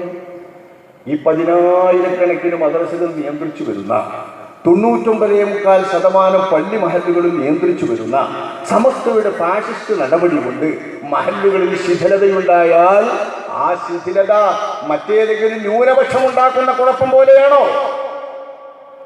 ഏതെങ്കിലും ഏപ്പിക്കാർ മഹല്ലിൽ കടന്നുകൊണ്ട് ഉണ്ടാക്കിയെന്ന കുഴപ്പം പോലെയാണോ? അങ്ങനെയല്ലല്ലോ മനസ്സിലാക്കേണ്ടത്. വലിയ കുഴപ്പമാവില്ലേ? ആ കുഴപ്പം വരുന്നതിന് മുൻപ് ഇന്നത്തെ സംഘടനാ രംഗം ദുഷിച്ചിരിക്കുന്ന ഈ സംസ്കാരത്തിൽ നിന്ന് മുക്തമാക്കിയെടുക്കണം. ഇല്ലെങ്കിൽ ഈ ശിഥിലത തുടരുക തന്നെ ചെയ്യും. പള്ളികൾ അടക്കുന്ന പ്രവണത വർദ്ധിച്ചുകൊണ്ടിരിക്കുക തന്നെ ചെയ്യും. മദ്രസ കമ്മിറ്റികൾ പിടിച്ചടക്കാൻ വേണ്ടി, കമ്മിറ്റികളിൽ ഭാരവാഹിത്വം കിട്ടാൻ വേണ്ടി 2 ഗ്രൂപ്പും നടത്തുന്ന കിടമത്സരങ്ങൾ പുറത്തില്ലാതായാലും അകത്ത് വളരെ മോശത്തിൽ അത് പ്രതിഫലിച്ചു കൊണ്ടിരിക്കുക തന്നെ ചെയ്യും. ഇപ്പം നമ്മളിപ്പോൾ കാണുമ്പോൾ പണ്ട് ആകെ തുള്ളിയിരുന്ന SKSSകാർ ഇപ്പോൾ സമാധാനപരമായി ഒരു പ്രത്യേക രീതിയിൽ ഇങ്ങനെ നീങ്ങുക. സ്വാതന്ത്ര്യം പേരുണ്ടാക്കി കൊടുക്കൽ മറ്റേ മത്സ്യമൊക്കെ ഇട്ട് കുറച്ചിങ്ങനെ വലിയൊരു അലമ്പോല കൊണ്ട് കാണാനല്ല. പുറത്ത് കാണുന്നതൊക്കെ SKSSകാരൻ്റെ വലിയ ഗംഭീരമായ പ്രകടനങ്ങളും ഒരു വലിയ വലിയ രീതിയിലുള്ള പ്രവർത്തനങ്ങളാണ്. അങ്ങനെയാണ് ഇപ്പം നമ്മൾ കാണുന്നത്. പക്ഷെ ഇതൊക്കെ നടക്കുന്നുണ്ടെങ്കിലും അണിയറയിൽ ഒരു വിട്ടുവീഴ്ചക്കും തയ്യാറല്ലാതെ തന്നെ AP വിഭാഗം സജീവമാണ്. ഇതാണ് പള്ളികൾ കൂട്ടപ്പെടുമ്പോൾ നമ്മൾ മനസ്സിലാക്കേണ്ടത്. മദ്രസകളിൽ ഭരണം മാറിക്കൊണ്ട് കിട്ടുന്ന ആനുകൂല്യ എന്ന് പറയിക്കോട്ടെ, ഭരണം ഇവിടെ മാറി മാറി വരൂലേ? ആ മാറി മാറി വരുന്ന അവസ്ഥയിലൊക്കെയും നമ്മുടെ മദ്രസകളിൽ ഭരണം മാറുന്നതിനനുസരിച്ച് ഇങ്ങനെ കുഴപ്പങ്ങൾ തുടങ്ങണമെന്നാണോ? ഈ സംസ്കാരം മാറ്റിയെടുത്തുകൂടെ? ഇസ്ലാമിനെ നിരക്കാത്ത സംസ്കാരവും സംഘടനാ പ്രവർത്തനവും മാറ്റിയെടുത്തുകൂടെ? മതത്തിന് വേണ്ടി, ദീനിന് വേണ്ടി നമ്മൾ പ്രവർത്തിച്ചുകൊണ്ടിരിക്കുമ്പോൾ സുന്നത്ത് ജമാഅത്തുകാർക്ക് വലിയ ഉത്തരവാദിത്തമില്ലേ സഹോദരങ്ങളെ? അഹ്ലുസുന്നത്ത് വൽ ജമാഅ എന്ന പ്രസ്ഥാനത്തിന്റെ തന്നെ സവിശേഷത എന്താണ്? കർമ്മശാസ്ത്രപരമായ 4 സരണികളെയും ആ സരണിക്കകത്തുള്ള അഭിപ്രായ വ്യത്യാസങ്ങളെയും എല്ലാം കർമ്മശാസ്ത്രത്തിന്റെ ന്യായമായ ഭിന്നിപ്പായി ബഹുമാനപ്പെട്ട അഹ്ലുസുന്നത്ത് വൽ ജമാഅത്ത് വിശ്വസിക്കുന്നു, പരിചയപ്പെടുത്തുന്നു, അങ്ങനെ തന്നെ പുറത്തു പറയുന്നു. വിശ്വാസപരമായിരിക്കുന്ന കാര്യങ്ങളെ സമർപ്പിക്കുന്ന രീതിയിൽ 2 പ്രത്യേക ശ്രേണികളുണ്ട്, സരണികളുണ്ട്. അശ്അരി സരണി, മാതുരീദി സരണി. ഹനഫികൾക്ക് സ്വീകാര്യമായ ഏറ്റവും ഇഷ്ടപ്പെട്ട സരണിയാണ് മാതുരീദി സരണി. ശാഫികളും തുടങ്ങിയുള്ള മറ്റു മദ്ഹബുകാർക്ക് ഏറ്റവും ഇഷ്ടപ്പെട്ട സരണിയാണ് അശ്അരി സരണി. ഈ അശ്അരി സരണിയും മാതുരീദി സരണിയും അഹ്ലുസുന്നത്ത് വൽ ജമാഅത്തിന്റെ വിശ്വാസപരമായ അംഗീകൃതമായ 2 സരണിയാകുന്നു എന്ന് അഹ്ലുസുന്നത്ത് വൽ ജമാഅത്ത് പഠിപ്പിക്കുന്നു. ഇത് നമ്മൾ അടിസ്ഥാനപരമായി പഠിപ്പിക്കുന്ന പാഠങ്ങളാണ്. നമുക്കറിയില്ലേ, 4 മദ്ഹബും ഹക്കാണ്, 2 ത്വരീഖത്തും വിശ്വാസപരമായി ഹക്കാണ്. ഇത് 2ഉം അഹ്ലുസുന്നത്ത് വൽ ജമാഅത്തിൻ്റെതും 4 മദ്ഹബും അഹ്ലുസുന്നത്ത് വൽ ജമാഅത്തിൻ്റെതുമാണ്. ഇങ്ങനെ വിശാലമായി ചിന്തിക്കാൻ അഹ്ലുസുന്നത്ത് വൽ ജമാഅത്ത് എന്ന മുഖ്യധാര ഇസ്ലാമിക പ്രസ്ഥാനത്തിനല്ലാതെ മറ്റാർക്കും പറ്റും? ബിദ്അത്തിന്റെ വിഭാഗങ്ങൾ വന്നേടം മുതൽക്കേ മറുപക്ഷത്തെ കാഫിറാക്കിക്കൊണ്ടല്ലേ കടന്നു വരുന്നത്. അഹ്ലുസുന്നത്ത് വൽ ജമാഅത്തിനെ അഷ്റഫുൽ ഖൽഖ് സ്വല്ലല്ലാഹു അലൈഹി വസല്ലം തങ്ങൾ വിവരിച്ചത് അസ്സവാദുൽ അഅ്ളം എന്നാണ്. ഇത്തബിഉസ് സവാദുൽ അഅ്ളം, സവാദുൽ അഅ്ലമിനെ നിങ്ങൾ പിൻപറ്റുക. ആരാണ് സവാദുൽ അഅ്ലം എന്ന് സ്വഹാബത്ത് ചോദിക്കുന്നു. ഏറ്റവും മഹാഭൂരിപക്ഷം എന്നാണ് ആ വാക്കിന് അർത്ഥകൽപ്പന നടത്തേണ്ടത് എന്ന് സഹാബികൾക്ക് അറിയാഞ്ഞിട്ടല്ലോ, അവർക്കറിയാലോ. വലിയ കറുപ്പ് എന്നാണ് ആ വാക്കിന്റെ അർത്ഥം. വലിയ കറുപ്പ് എന്ന് പറഞ്ഞാൽ ആൾക്കൂട്ടത്തിന്റെ കറുപ്പ്, അതിന്റെ ബാഹുല്യം കൊണ്ടുവരുന്ന കറുപ്പല്ലേ? അപ്പൊ ആ ജനങ്ങളുടെ ബാഹുല്യം കൊണ്ടുവരുന്ന മഹാകൂട്ടം എന്നാണ് അതിന്റെ ഭാഷാർത്ഥത്തിൽ നിന്ന് ലഭ്യമാകുന്ന അർത്ഥം എന്നറിയുന്ന സ്വഹാബത്ത് തന്നെ അത് ഉദ്ദേശാർത്ഥമാകാൻ തരമില്ല എന്ന് മനസ്സിലാക്കിയിട്ടല്ലേ സവാദുൽ അഅ്ളം, എന്താണ് നബിയെ സവാദുൽ അഅ്ളം എന്ന് സ്വഹാബത്ത് ചോദിക്കുന്നത്? കാരണം മുത്തനബി തന്നെ പറഞ്ഞിട്ടുണ്ട്, 73 സംഘങ്ങളായി പിരിയുന്ന എന്റെ മുസ്ലിമീങ്ങൾ എന്ന ഉമ്മത്തു തന്നെ 72 വിഭാഗവും നരകത്തിലും 1 വിഭാഗം മാത്രം സ്വർഗത്തിലും പോകുമെന്ന് പറയുമ്പോൾ മഹാഭൂരിപക്ഷവും നരകത്തിൽ പോകുന്ന ബിദ്അത്തുകളിലേക്കാണ് പോവുക എന്നാണ് അല്ലാഹുവിന്റെ റസൂൽ പറഞ്ഞതിന്റെ സാരമെന്ന്.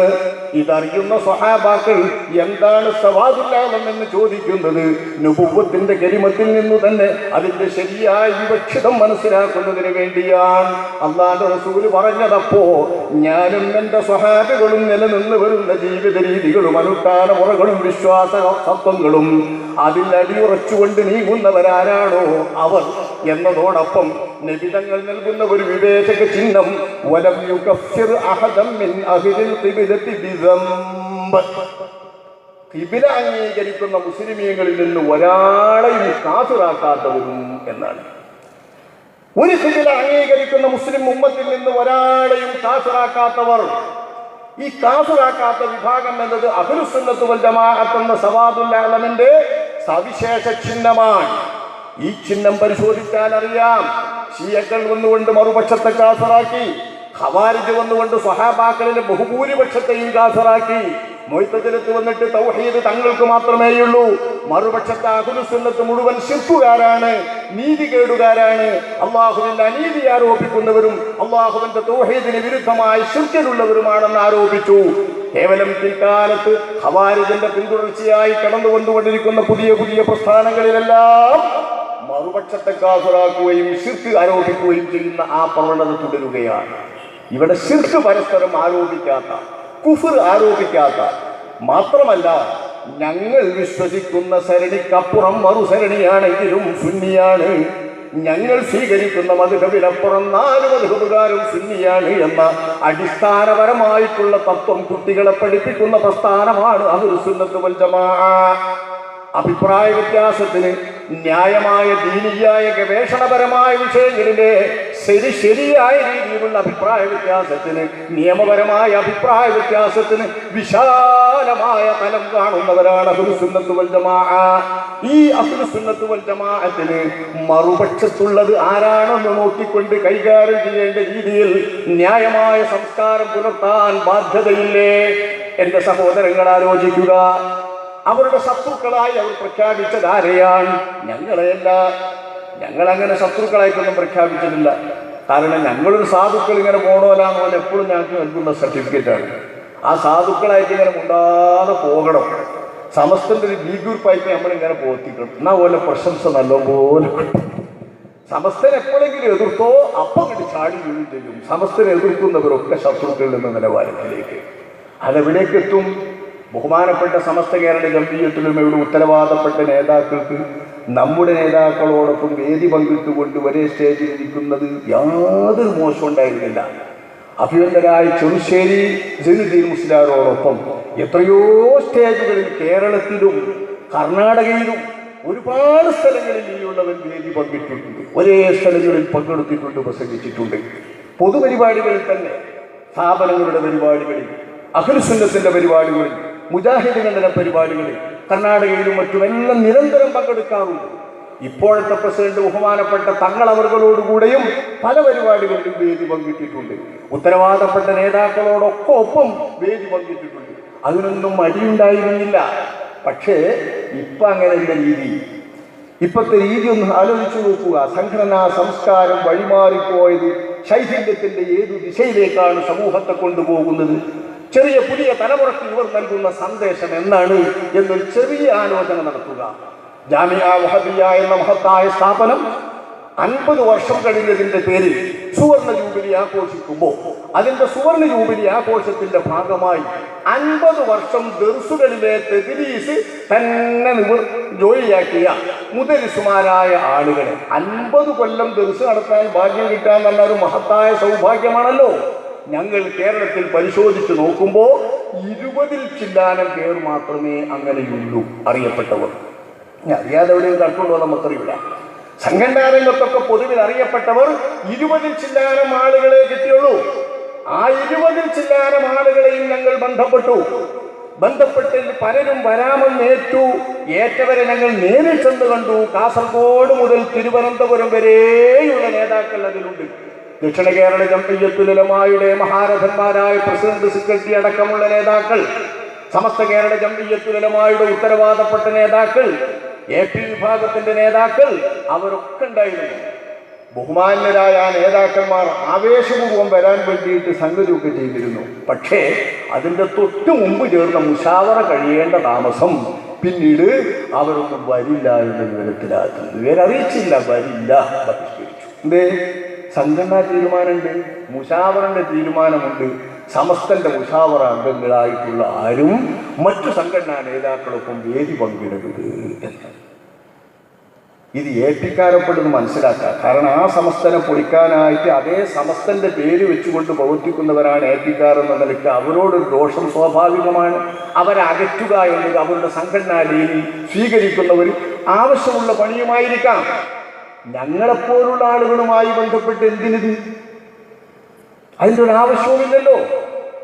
അത്തരത്തിലുള്ള ഒരു ആദരവിന്റെ സദസ്സിലേക്ക് പങ്കെടുക്കുക, 50 വർഷം മുതലിസുമാരായി പൂർത്തിയാക്കിയ ആൾ ആദരിക്കപ്പെടുന്നതിലേക്ക് വരിക എന്നത് പോലും തൊട്ടുകൂടായ്മയുടേതായ ഒരു സംസ്കാരമുണ്ടാക്കിക്കൊണ്ട് ഞങ്ങൾ തന്നെ മതി എന്ന് പറയുന്ന ഒരു സംഘടനാ സംസ്കാരത്തിന്റെ ഒരു ധാർഷ്ട്യം സംഘടനാ രംഗത്ത് വളർത്തി വന്നാൽ പിന്നെ അനുയായികൾ പിന്നെ എങ്ങനെയാക്കാനാ? അനുയായികൾ ഇപ്പൊ കാണുന്നത് അങ്ങനെയാണ്. നമ്മളെ പാർട്ടിയിലെ തങ്ങളാണോ തങ്ങൾ ആദരിക്കപ്പെടണം, നമ്മളെ പാർട്ടിയിലെ ആലിമാണോ ആലിം ആദരിക്കപ്പെടണം, നമ്മുടെ പാർട്ടിയിലെ ആളാണോ എന്നാ അയാൾ ബഹുമാന്യനാണ്, മറുപാർട്ടിയിലാണോ ഒരു ബഹുമാനവുമില്ല, സയ്യിദല്ല, തങ്ങളെന്ന നിലക്കുള്ള ബഹുമാനം പോലും കൽപ്പിക്കുകയില്ല, ആലിമെന്ന നിലക്കുള്ള ബഹുമാനം കൽപ്പിക്കുകയില്ല. ആ വിധത്തിൽ തന്നെയുള്ള ഒരു സംഘടനാ സംസ്കാരം പണ്ഡിതന്മാരാകാനിരിക്കുന്ന വിദ്യാർത്ഥികളിൽ വരെ സൃഷ്ടിച്ചു വെച്ചതിൽ സമസ്തയുടെ 2 ഗ്രൂപ്പിനും സാരമായ പങ്കുണ്ട്. ഇപ്പോൾ വളരെ വലിയ അളവിൽ മഹാഭൂരിപക്ഷമായ IK സമസ്തക്കാർക്ക് ഈ സംസ്കാരം വളർത്തിക്കൊണ്ടുവരുന്നതിൽ അനൽപമായ പങ്കുണ്ട്. ഇത് തിരുത്തപ്പെടേണ്ടതാണ്. ദുന്യാവിന്റെ അപ്പക്കഷ്ടങ്ങൾ പാവങ്ങളായ മാലിന്യങ്ങൾക്ക് നൽകുമ്പോൾ ആ നൽകുന്നത് പോലും തങ്ങളുടെ സംഘടനാ പ്രവർത്തകർക്ക് മാത്രമേ പറ്റൂ എന്ന് പറയുന്ന ഒരു വാശിയിലേക്ക് ഈ സമൂഹം വളർന്നാൽ ഇത് മനുഷ്യത്വത്തിന് നിരക്കുന്നതാണോ സഹോദരങ്ങളെ? മാനവിക സംസ്കാരത്തിന് നിരക്കുന്നതാണോ സഹോദരങ്ങളെ? ഇവിടത്തേത് എനിക്കറിയില്ല. ഇവിടെ അത്രയൊന്നും വലിയ ബുദ്ധിമുട്ടുണ്ടാവില്ല. ഞങ്ങളെ മലപ്പുറം ജില്ലയിൽ പച്ച പാവങ്ങളാണ് ഈ മാലിന്യങ്ങൾ എന്നറിയുന്ന ആളുകൾ. കുറച്ച് പ്രായമുള്ളവരാണെങ്കിൽ പിന്നീട് 10 മണി കഴിഞ്ഞിട്ട് വേറെ ഏതെങ്കിലും ഒരു ജോലിക്ക് പോകാനൊന്നും ഒരുക്കൊണ്ട് കഴിയില്ല. ഞങ്ങളുടെ നാട്ടിൽ ഇപ്പോൾ അധിക ചെറുപ്പക്കാരും ചെയ്യുന്ന പരിപാടി എന്താണെന്നറിയോ? 10 മണി 9:30 വരെ മദ്രസ എടുത്തിട്ട് പിന്നെ ഓട്ടോറിക്ഷ ഓടിക്കും, പീടിയിൽ പോയി നിൽക്കും, ബേക്കറിയിൽ നിൽക്കും. ഇതെന്തുകൊണ്ട് വന്നു എന്ന് ചോദിച്ചാൽ സംസ്കാരത്തിന്റെ ശൂന്യമായ അവഗണന കൊണ്ട്, സംഘടനാ രംഗത്തെ അവഗണന കൊണ്ട് ഒറ്റക്കാലിൽ ജീവിക്കാൻ വേണ്ടി അവർ തീർത്തും വാശി പിടിക്കുകയാണ്. ഞങ്ങൾ തന്നെ കോളേജുകളിൽ നിന്ന് വിടുന്ന വിദ്യാർത്ഥികൾക്ക് നൽകുന്ന ഉപദേശത്തിൽ മദ്രസയെങ്കിലും എടുത്തുകൊണ്ട് നിങ്ങൾ കുറച്ച് സമയം ദീനീ സേവനം ചെയ്യണമെന്ന് നിർബന്ധം പറയാറുണ്ട്. അത് പറയുമ്പോൾ പറയും ചെയ്യും, മൂല്യന്മാരായാലും 5 നേരത്ത് നിസ്കരിക്കാൻ ഇത് ആവശ്യമാണ്. കാരണം നാട്ടുകാർ ശ്രദ്ധിക്കുമ്പോൾ മദ്രസ പഠിപ്പിക്കണം മൊയ്ലേരാണ് എന്ന് പറയുമ്പോൾ അതിൻ്റെതായ രീതിയിൽ നടക്കാൻ ഈ മുസ്ലിയാർക്ക് ഒരു നിർബന്ധിതമായ ഒരു സമ്മർദ്ദം ഉണ്ടാകും. ആ സമ്മർദ്ദം കിട്ടാൻ മദ്രസ ഒഴിവാക്കണമെന്ന് നിർദ്ദേശിക്കുന്നത് കൊണ്ട് മാത്രമാണ് ഞങ്ങളുടെ വിദ്യാർത്ഥികളും മറ്റും ഇത്തരത്തിൽ മദ്രസാ രംഗത്ത് നിൽക്കുന്നത്. അല്ലെങ്കിൽ മറ്റു ജോലികളിലേക്ക് തിരിയുകയാണ് ഭംഗി. സ്വന്തം കാര്യം നിൽക്കാനും അവനവന്റെ എരപ്പത്തരം ആസ്വദിക്കാതെ അതിനിരയാകാതിരിക്കാനും എന്ന് ചിന്തിക്കുന്നവരാണ് ഇന്ന് മുഅല്ലിമീങ്ങൾ. എവിടെ എത്തിയിരിക്കുന്നു ഇതെന്നറിയുമോ? റേഞ്ചിൽ റമളാൻ മാസമാകുമ്പോൾ ഒരു കിറ്റ് വിതരണം ചെയ്യുന്ന ഇടപാടിൽ മലപ്പുറം ജില്ലയിലൂടെ നീളം ഇവിടെ അത്യാവശ്യമുണ്ട്. റേഞ്ചിൽ ഒരു കിറ്റ് മുഅല്ലിമീങ്ങൾക്ക്. എങ്ങനെയാ ഈ കിറ്റ് കൊടുക്കുക? റമളാൻ മാസത്തിൽ വീട്ടിലെ കുട്ടികൾക്ക് കൊടുക്കേണ്ടതായ അരി, അതുപോലത്തെ പത്തിരിക്കൊക്കെ വേണ്ട പൊടി, ലേശം പഞ്ചസാര, ഇത് അത്യാവശ്യം നല്ലൊരു കിറ്റ് ഉണ്ടാവും. ഈ കിറ്റ് റേഞ്ചിന്റെ വിധത്തിൽ സംഘടിപ്പിക്കുന്നതാണ്. റേഞ്ച് സംഘടിപ്പിക്കുന്ന ഈ കിറ്റിൽ റേഞ്ചിലുള്ള അധ്യാപകന്മാരെല്ലാവരും അവർ പഠിപ്പിക്കുന്ന ക്ലാസ്സിൽ നിന്ന് കുട്ടികളിൽ നിന്ന് സംഭാവന പിരിക്കണം. റമദാൻ കിറ്റിനുള്ള സംഭാവന, നോമ്പും പിരിവ്, പെരുന്നാൾ പിരിവ് എന്നൊക്കെ പറഞ്ഞ് പിരിക്കുമല്ലോ പണ്ടത്തെ ഒത്തള്ളിയിൽ തന്നെ, ആ തരത്തിലുള്ള പിരിവ്. ഈ പിരിവ് പിരിച്ചിട്ട് കൊടുക്കുന്നതും നാട്ടിലുള്ള മാന്യന്മാരെയും ധനികരെയും കണ്ടുകൊണ്ട് പിരിക്കുന്നതും അടക്കമാണ് ഇതിന്റെ ഫണ്ട്. ഈ ഫണ്ടിൽ നിന്ന് നൽകുന്ന റമദാൻ കിറ്റ് റേഞ്ചിൽ അംഗത്വമുള്ള MSR ഉള്ള പണ്ഡിതന്മാർക്ക് മാത്രമേ കിട്ടൂ, അല്ലാത്തവർക്ക് കിട്ടൂല എന്ന് പറഞ്ഞാൽ ഏപ്പിക്കാർക്കും സംസ്ഥാനക്കാർക്കും MSR കിട്ടാൻ പെടാപ്പാട് പെടണം. അപ്പോൾ ഇത് കിട്ടൂല. ദുന്യാവിന്റെ സഹായം റമളാൻ മാസത്തിൽ മുഅല്ലിമീങ്ങൾക്ക് മുഴുവൻ കൊടുക്കാനല്ലേ നാട്ടുകാർ കൊടുക്കുക? ഞങ്ങളെ പഠിപ്പിച്ച ഉസ്താദ് ഏപ്പിക്കാരനാണോലോ, MSR ഇല്ലല്ലോ, അതുകൊണ്ട് ഞങ്ങളെ ഉസ്താദിന് കിട്ടൂലോലോ എന്നറിഞ്ഞാൽ ആ ഉസ്താദിന്റെ ക്ലാസ്സിലെ കുട്ടികൾ പണം കൊടുക്കുമോ? കുട്ടികൾ തന്നെ കൊടുക്കൂല എന്ന് തീർച്ചയായും അറിഞ്ഞാൽ. പക്ഷേ ഇത് സംഘടിപ്പിക്കുന്ന റേഞ്ചിന്റെ നേതൃത്വത്തിലുള്ളവർ ചെയ്യുന്ന പ്രവർത്തനം മദ്രസയിലെ കുട്ടികൾ അറിയില്ല. പാവങ്ങൾ പലരും ഈ കിറ്റ് കിട്ടുന്നില്ല. ഇനി MSR ഉള്ളവർ എന്ന പേരിൽ കിട്ടുന്ന സഹായം, ഇത് കിട്ടണമെങ്കിൽ എന്ത് വേണമെന്നറിയോ? MSR ഉള്ളവർക്ക് മാത്രം കിട്ടൂല, MSR ഉണ്ടായാലും കിട്ടൂല. എന്താണിത്? MSR ഉള്ള ആൾക്കാർക്ക് തന്നെ സഹായമുണ്ട്. ഈ സഹായം എന്നത് സമസ്തയുടെ വിദ്യാഭ്യാസ ബോർഡിൽ നിന്ന് കിട്ടുന്ന സഹായമുണ്ട്. ഈ സഹായം കിട്ടാൻ MSR നേടിയിട്ടുള്ള മദ്രസ അധ്യാപകർക്ക് തന്നെ ഈ സഹായം കിട്ടാൻ സമസ്ത കേരള ജംഇയ്യത്തുൽ മുഅല്ലിമീൻ സെൻട്രൽ കൗൺസിലിന്റെ ആഭിമുഖ്യത്തിൽ ഈ സഹായം മുഅല്ലിം സർവീസ് ആനുകൂല്യത്തിനുള്ള അപേക്ഷാപൂർവ്വം സർവീസ് ആനുകൂല്യം കിട്ടാൻ MSR ഉണ്ടായാലും പോരാ. MSR ഉള്ള ആൾക്ക് സർവീസ് ആനുകൂല്യം സമസ്ത നൽകൂല. MSR നമ്പർ ചേർക്കണം, പേര്, വീട്ടുപേര്, സ്വദേശം, പോസ്റ്റ്, പിതാവിന്റെ പേര്, ജനനത്തീയതി, ജോലി ചെയ്യുന്ന മദ്രസ, റേഞ്ചിന്റെ പേര്, വിവരം ലഭിക്കേണ്ട എല്ലാ വിവരം കൊടുക്കണം. ഇത് പൂരിപ്പിച്ചതിനത്ര ഉണ്ടാവില്ല സംഖ്യ, കിട്ടണ സംഖ്യ അത്ര നയിക്കൊണ്ട് പൂരിപ്പിക്കുക. ഈ പൂരിപ്പിക്കലെല്ലാം കഴിഞ്ഞാൽ ഇത് കിട്ടണമെങ്കിൽ വേണ്ട എന്താണെന്നറിയോ? ഒന്നാമത്തെ സഹായം കിട്ടാൻ കുരുന്നിനോ സന്തുഷ്ട കുടുംബത്തിനോ വരിക്കാരനാണെങ്കിൽ ആ മുഅല്ലിമിന് കിട്ടുള്ളൂ. വായിക്കാനുള്ള തരിമൂക്കന്നല്ലാത്ത മുഅല്ലിമികൾ ഉണ്ടാവില്ല. കുരുന്നും വേണ്ട, കുടുംബവും വേണ്ട, വായിക്കാനുള്ള ഹൈസുമയല്ലാത്തവരുണ്ടാവില്ലേ മുഅല്ലിമീങ്ങളിൽ? പച്ച സാധുക്കൾ എത്ര മുഅല്ലിമീങ്ങൾ ഉണ്ടാവും? ഓൽക്ക് ഇത് കിട്ടൂല. രണ്ടാമതും കിട്ടാൻ, പെട്ടെന്ന് കിട്ടാൻ അതിനെന്താ വേണ്ടതെന്നറിയോ? സുന്നി അഫ്കാറിന് അല്ലെങ്കിൽ ഇതേ സന്തുഷ്ട കുടുംബത്തിന് എത്ര വരിക്കാരെ ചേർത്ത് കൊടുക്കണം? സുന്നി വരിക്കാർക്ക് വരിക്കാരിനെ ചേർത്തതിന്റെ ബിൽ നമ്പർ 15 വരിക്കാരെ ചേർത്ത് കൊടുക്കണം. അത്രേ കേൾക്കില്ല.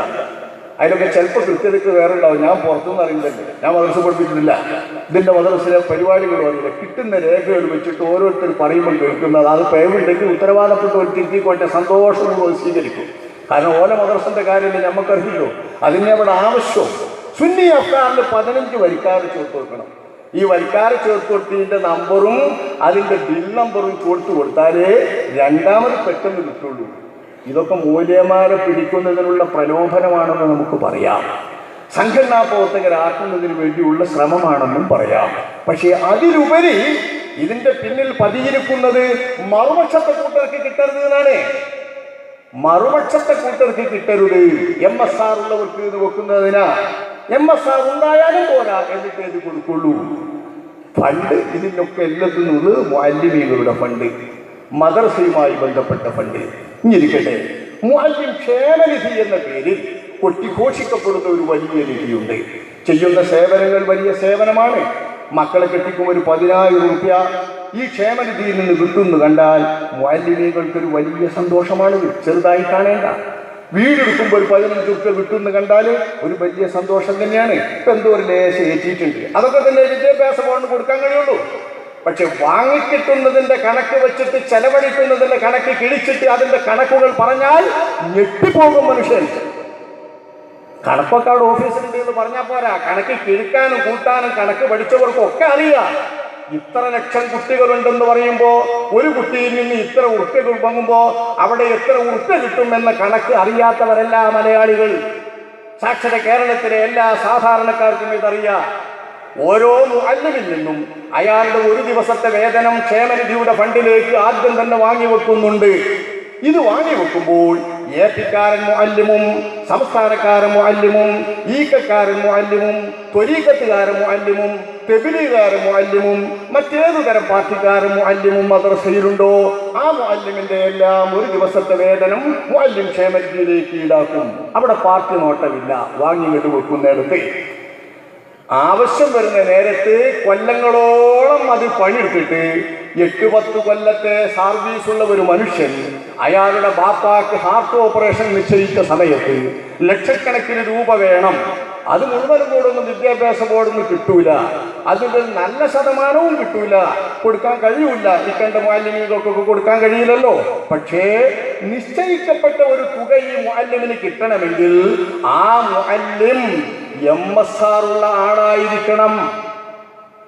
MSR കിട്ടണമെങ്കിലോ സമസ്തയുടെ ഓഫീസിൽ നിന്ന് നൽകുന്നതാണ് മുഅല്ലിം സർവീസ് രജിസ്റ്റർ. മുഅല്ലിമാണെന്നതിന്റെ അദ്ദേഹത്തിന്റെ സർവീസിന്റെ രജിസ്റ്റർ സമസ്തയുടെ ഓഫീസിൽ നിന്നാണ് കൊടുക്കുന്നത്. ഓഫീസിൽ വിളിച്ചു കൊടുക്കുന്നല്ല ഞാൻ പറയുന്നതിൻ്റെ അർത്ഥം, ഓഫീസിൽ നിന്ന് കൈകാര്യം ചെയ്യുന്നതാണ് ഇടപാട്. ഈ MSR കിട്ടണമെങ്കിൽ എന്തു വേണം? സമസ്തയുടെ ഉത്തരവാദപ്പെട്ട പ്രവർത്തകനാണ്, മറുപക്ഷത്ത് പ്രവർത്തിക്കുന്ന ആളല്ല എന്ന് സാക്ഷ്യപത്രം കിട്ടണം. ആരുടെ സാക്ഷ്യപത്രം കിട്ടണം? ഞാൻ പറയാം. മഞ്ചേരി യൂണിറ്റിലെ SYSന്റെ പ്രസിഡന്റ് അദ്ദേഹത്തിലേക്ക് ഒരു അപേക്ഷ മുഅല്ലിം ക്ഷേമനിധിയിൽ നിന്ന് കിട്ടാൻ വേണ്ടിയിട്ട്, അല്ല MSR കിട്ടാൻ വേണ്ടിയിട്ട് അദ്ദേഹം ആരാണ്? മഞ്ചേരി യൂണിറ്റ് SYSന്റെ സമസ്തയുടെ SYSന്റെ പ്രസിഡന്റാണ്. ഈ പ്രസിഡന്റിന് SKSSFന്റെ ഒപ്പ് കിട്ടണം, എന്നിട്ടേ കൊടുക്കുള്ളൂ എന്ന് പറഞ്ഞു. അയാൾക്കൊന്നും കിട്ടിയിട്ടില്ല. അപ്പൊ SYS ആയാലും മതി, SMS ആയാലും മതി, മറ്റെന്തായാലും മതി എന്നൊക്കെ പറയുന്നുണ്ടല്ലോ. പറയുന്നത് അവസാനത്തുമ്പോ ചടുലമായി പ്രവർത്തിക്കുന്ന സംഘം എന്ന നിലക്ക്, ആക്റ്റീവായി പ്രവർത്തിക്കുന്ന സംഘം എന്ന് പറഞ്ഞ് SKSSFന്റെ ഗോള് അവിടെ തന്നെ വരും, പോസ്റ്റിൽ തന്നെ വരും. അവരെന്നെ അതിന് ഒപ്പിട്ടുകൊടുക്കേണ്ടി വരിക. SKSSF ഒപ്പിട്ട് കൊടുക്കുന്ന ഫോം ഒന്ന് കണ്ടോക്കി. പ്രതിജ്ഞ, ഞാനൊരു പ്രതിജ്ഞ വായിക്കാം. ഇത് മലപ്പുറം ജില്ലയിലെ ഒരു യൂണിറ്റ് SKSSFന്റെ മുമ്പിൽ അവിടുത്തെ മുഅല്ലിമീങ്ങൾ സമർപ്പിക്കേണ്ട പ്രതിജ്ഞയാണ്. ഈ പ്രതിജ്ഞയുടെ വാചകം ഞാൻ വായിക്കാം. ബഹുമാനപ്പെട്ട ഇന്ന യൂണിറ്റ് പേരുണ്ട്, SKSSF സെക്രട്ടറി, പ്രസിഡന്റ് ഉൾപ്പെടെയുള്ള കമ്മിറ്റിയിലേക്ക് ബോധിപ്പിക്കുന്നു. പേരും ഇനീഷ്യലും, വീട്ടുപേര്, മൊബൈൽ നമ്പർ, MSR നമ്പർ. ഇതെഴുതിയിട്ട് മേൽ പ്രസ്താവിച്ച പേരെഴുതിയ എന്ന ഞാൻ ബഹുമാനപ്പെട്ട ആനക്കര C കോയക്കുട്ടി മുസ്ലിയാർ പ്രസിഡന്റും ചെറുശ്ശേരി ലൈനുദ്ദീൻ മുസ്ലിയാർ ജനറൽ സെക്രട്ടറിയുമായുള്ള സമസ്തയാണ് യഥാർത്ഥ സമസ്ത എന്നും അതിൽ പരിപൂർണമായി വിശ്വാസമുള്ള വ്യക്തിയാണ് ഞാൻ എന്നും ഒരു കാരണവശാലും വ്യാജ AP സമസ്തയിലോ സംസ്ഥാനയിലോ എന്റെ ഒരു നിലക്കുമുള്ള സഹകരണമോ പ്രവർത്തനമോ യൂണിറ്റ് തലത്തിലോ അല്ലാതെയോ ഉണ്ടാവുകയില്ലെന്നും യഥാർത്ഥ സമസ്തക്കും കീഴ്ഘടകങ്ങൾക്കും മനസ്സ വാച കർമ്മണ എന്റെ എല്ലാവിധ സഹകരണങ്ങളും പ്രവർത്തനങ്ങളും ഉണ്ടാകുമെന്നും ഇതിന് വിരുദ്ധമായി വല്ലതും എന്നിൽ നിന്നും കണ്ടാൽ യൂണിറ്റ് കമ്മിറ്റിക്ക് സ്വന്തമായി ബന്ധപ്പെടാനും ഞാൻ ജോലി ചെയ്യുന്നതിലെ കമ്മിറ്റിയിൽ എത്താനും എനിക്ക് സമ്മതമാണ് എന്ന് പേര്, ജോലി ചെയ്യുന്ന മദ്രസയുടെ പേര്, രജിസ്റ്റർ നമ്പർ, പ്രസിഡന്റിന്റെ പേര്, ഫോൺ നമ്പർ, ജനറൽ സെക്രട്ടറിയുടെ പേര്, ഫോൺ നമ്പർ. ഇതിന്റെ അടിക്കുറിപ്പ് മേൽ പറഞ്ഞ നമ്പറുകളിൽ ബന്ധപ്പെട്ട് കമ്മിറ്റി ഭാരവാഹികളാണെന്ന് ഉറപ്പുവരുത്തിയതിന് ശേഷം മാത്രമേ ശാഖാ പ്രസിഡന്റ്, സെക്രട്ടറി, ട്രഷറർ എന്നിവർ യൂണിറ്റ് കമ്മിറ്റിയുടെ സീലും മറ്റും ഉപയോഗിക്കാൻ പാടുള്ളൂ. ഇതൊരു നിർദ്ദേശം കൊടുത്തിരിക്കുകയാണ്. അപ്പൊ ഈ മാനേജിംഗ് കമ്മിറ്റിയുടെ പ്രസിഡന്റും സെക്രട്ടറിയൊക്കെ വ്യാജപ്പേര് എഴുതിയിട്ട് ഒപ്പിട്ടിങ്ങാണ്ട് ചുടുകിലെങ്ങാനും വല്ല ഏൽപ്പിക്കാരനോ സംസ്ഥാനക്കാരനോ കടന്നുകൂടരുത്. ഇതിന് വരെ മുൻകൈയെടുത്ത പതിക്കെ ഒപ്പിട്ട് കൊടുത്താലേ MSR കിട്ടൂ. പിന്നെ നിർദ്ദേശം എന്താണ്? സർക്കുലർ എന്താണ്? MSR ഇല്ലാത്തവർക്ക് മദ്രസാധ്യാപനത്തിന് യോഗ്യതയില്ല. മദ്രസാധ്യാപകരായി നിശ്ചയിക്കണമോ സമസ്തന്റെ MSR ഒക്കെ വേണം. നമ്മൾ MSR കിട്ടണമെങ്കിലോ SKSSFകാരൻ ഇങ്ങനെ പറഞ്ഞ് ഒപ്പിട്ട് കൊടുക്കണം. ഞാൻ സംസ്ഥാനയിൽ പ്രവർത്തിക്കൂല, വ്യാജ സമസ്ത AP സമസ്തയിൽ പ്രവർത്തിക്കൂല എന്ന് എഴുതി ഒപ്പിട്ട് കൊടുക്കണം. മൂല്യന്മാരിൽ നിന്നുള്ള കൂട്ടർക്ക് ഓരോരോ ആശയങ്ങളും ഓരോരോ സംഘടനാ ബന്ധങ്ങളും കാണൂലേ. ഇതിന്റെ പേരിൽ മാത്രം മനസ്സൊന്ന് പോവോ? ഏതെങ്കിലും തരത്തിൽ ഒപ്പിട്ടുകൊടുത്തിട്ട് സമ്പാദിച്ച ശേഷം അവനവന്റെ ആശയത്തിൽ ഈ ആൾക്കാരങ്ങനെ തുടരൂലേ? എത്ര കാലായി ഒപ്പിടിക്കണം? ഈ ഒപ്പിടിച്ചിട്ട് ഏതൊപ്പിട്ടാലും അതിനെ മറികടക്കാൻ പഠിച്ചവരല്ലേ കേരളീയ ജനത. കേരളീയ ജനത ഒരു നിയമം വരുമ്പോൾ തന്നെ നാട്ടിൽ സാധാരണ സംസാരിക്കുന്ന ചെറുപ്പക്കാരിൽ ഇത് കേരളമല്ലേ എന്നറിയാം. അതിനെ ചെയ്യാനുള്ളതൊക്കെ നമുക്കറിയാമ. എന്തു നിയമം സർക്കാർ പാസാക്കിയാലും അതിനെ വെല്ലാൻ നിയമങ്ങൾ പഠിക്കുന്നവരാണ് കേരള ജനത. ഈ ജനതക്കുള്ളിൽ തന്നെയല്ലേ നമ്മളെ മാലിന്യങ്ങളും. അപ്പൊ അവനവന് കിട്ടേണ്ടത് എവിടെയാണെന്ന് അറിയാവുന്ന സൂത്രക്കാർ ഇതൊക്കെ പറ്റിച്ചും സൂത്രമില്ലാത്ത പച്ചപ്പാവങ്ങൾ ഇതിനൊക്കെ ഇരകളായി കൊടുക്കുകയും ചെയ്യും. അത്തരം പച്ചപ്പാവങ്ങളെ കൊടുക്കാൻ മുഅല്ലിമായി ജോലി ചെയ്യാനുള്ള അവരുടെ ഒരു ചെറിയ ഒരു അവകാശം പോലും നിഷേധിക്കാൻ, ജോലി ചെയ്താൽ തന്നെ മുഅല്ലിം എന്ന നിലയ്ക്ക് ക്ഷേമനിധിയിൽ നിന്ന് നൽകേണ്ടതായ സംഖ്യ അയാൾ തന്നെ വർഷാന്തം തന്റെ ഒരു ദിവസത്തെ വേതനം അടച്ചുകൊണ്ടേയിരിക്കുന്ന മുഅല്ലിം ക്ഷേമനിധിയിലെ അസംഖ്യ പോലും ഇയാൾക്ക് MSR ഇല്ലെങ്കിൽ SKSSFകാരൻ സമ്മതിച്ചതിന്റെ അടിസ്ഥാനത്തിലുള്ള MSR ഇല്ലെങ്കിൽ കിട്ടൂല. അപ്പൊ SKSSFകാരന്റെ സാക്ഷ്യപത്രത്തിന്മേലാണ് സമസ്ത മദ്രസ നടക്കേണ്ടത്, മുഅല്ലിം ജീവിക്കേണ്ടത്, സമസ്തയുടെ എല്ലാ ഔദാര്യങ്ങളും കൊടുക്കേണ്ടത്.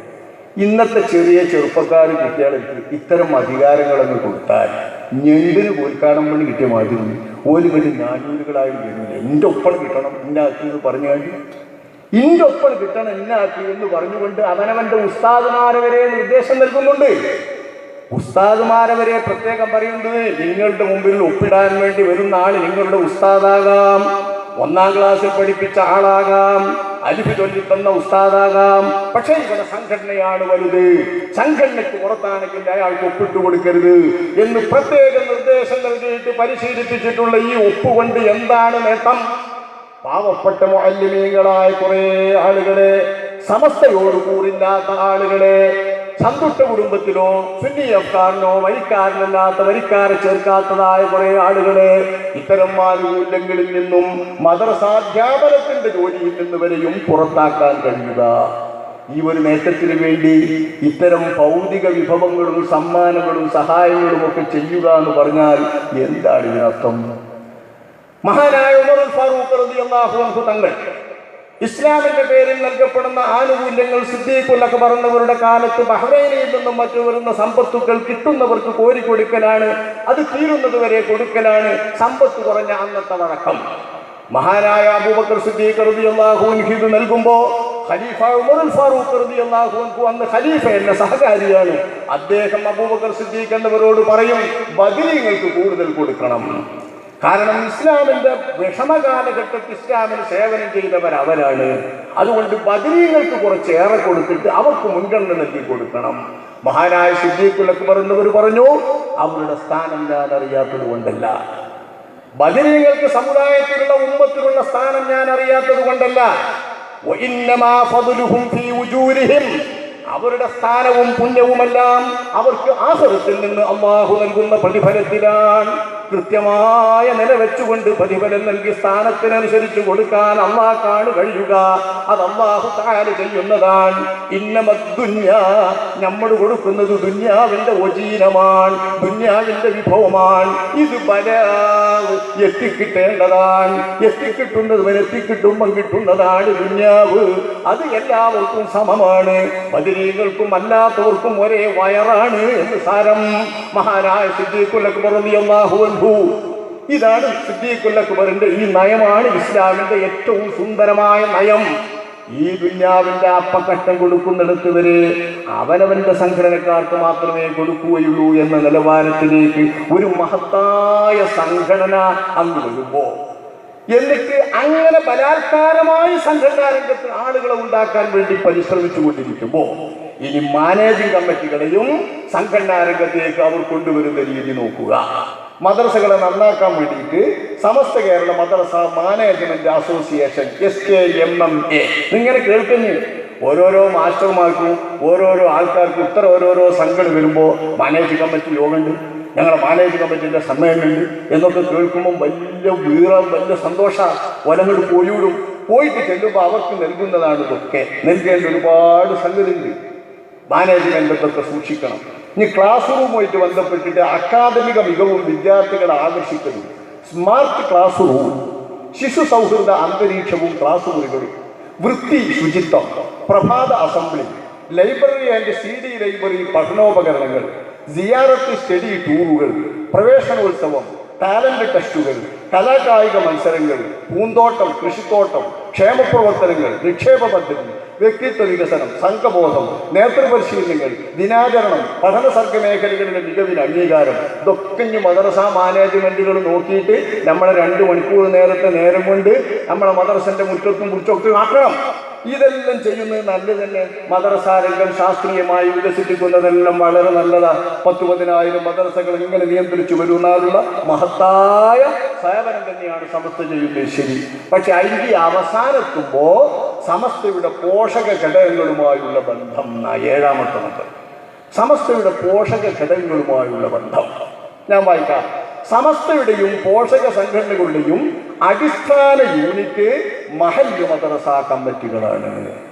എന്താ മദ്രസന്റെ ഏറ്റവും താണ ശാഖ ഇനി മദ്രസ മഹല്ല് കമ്മിറ്റികളാണ്.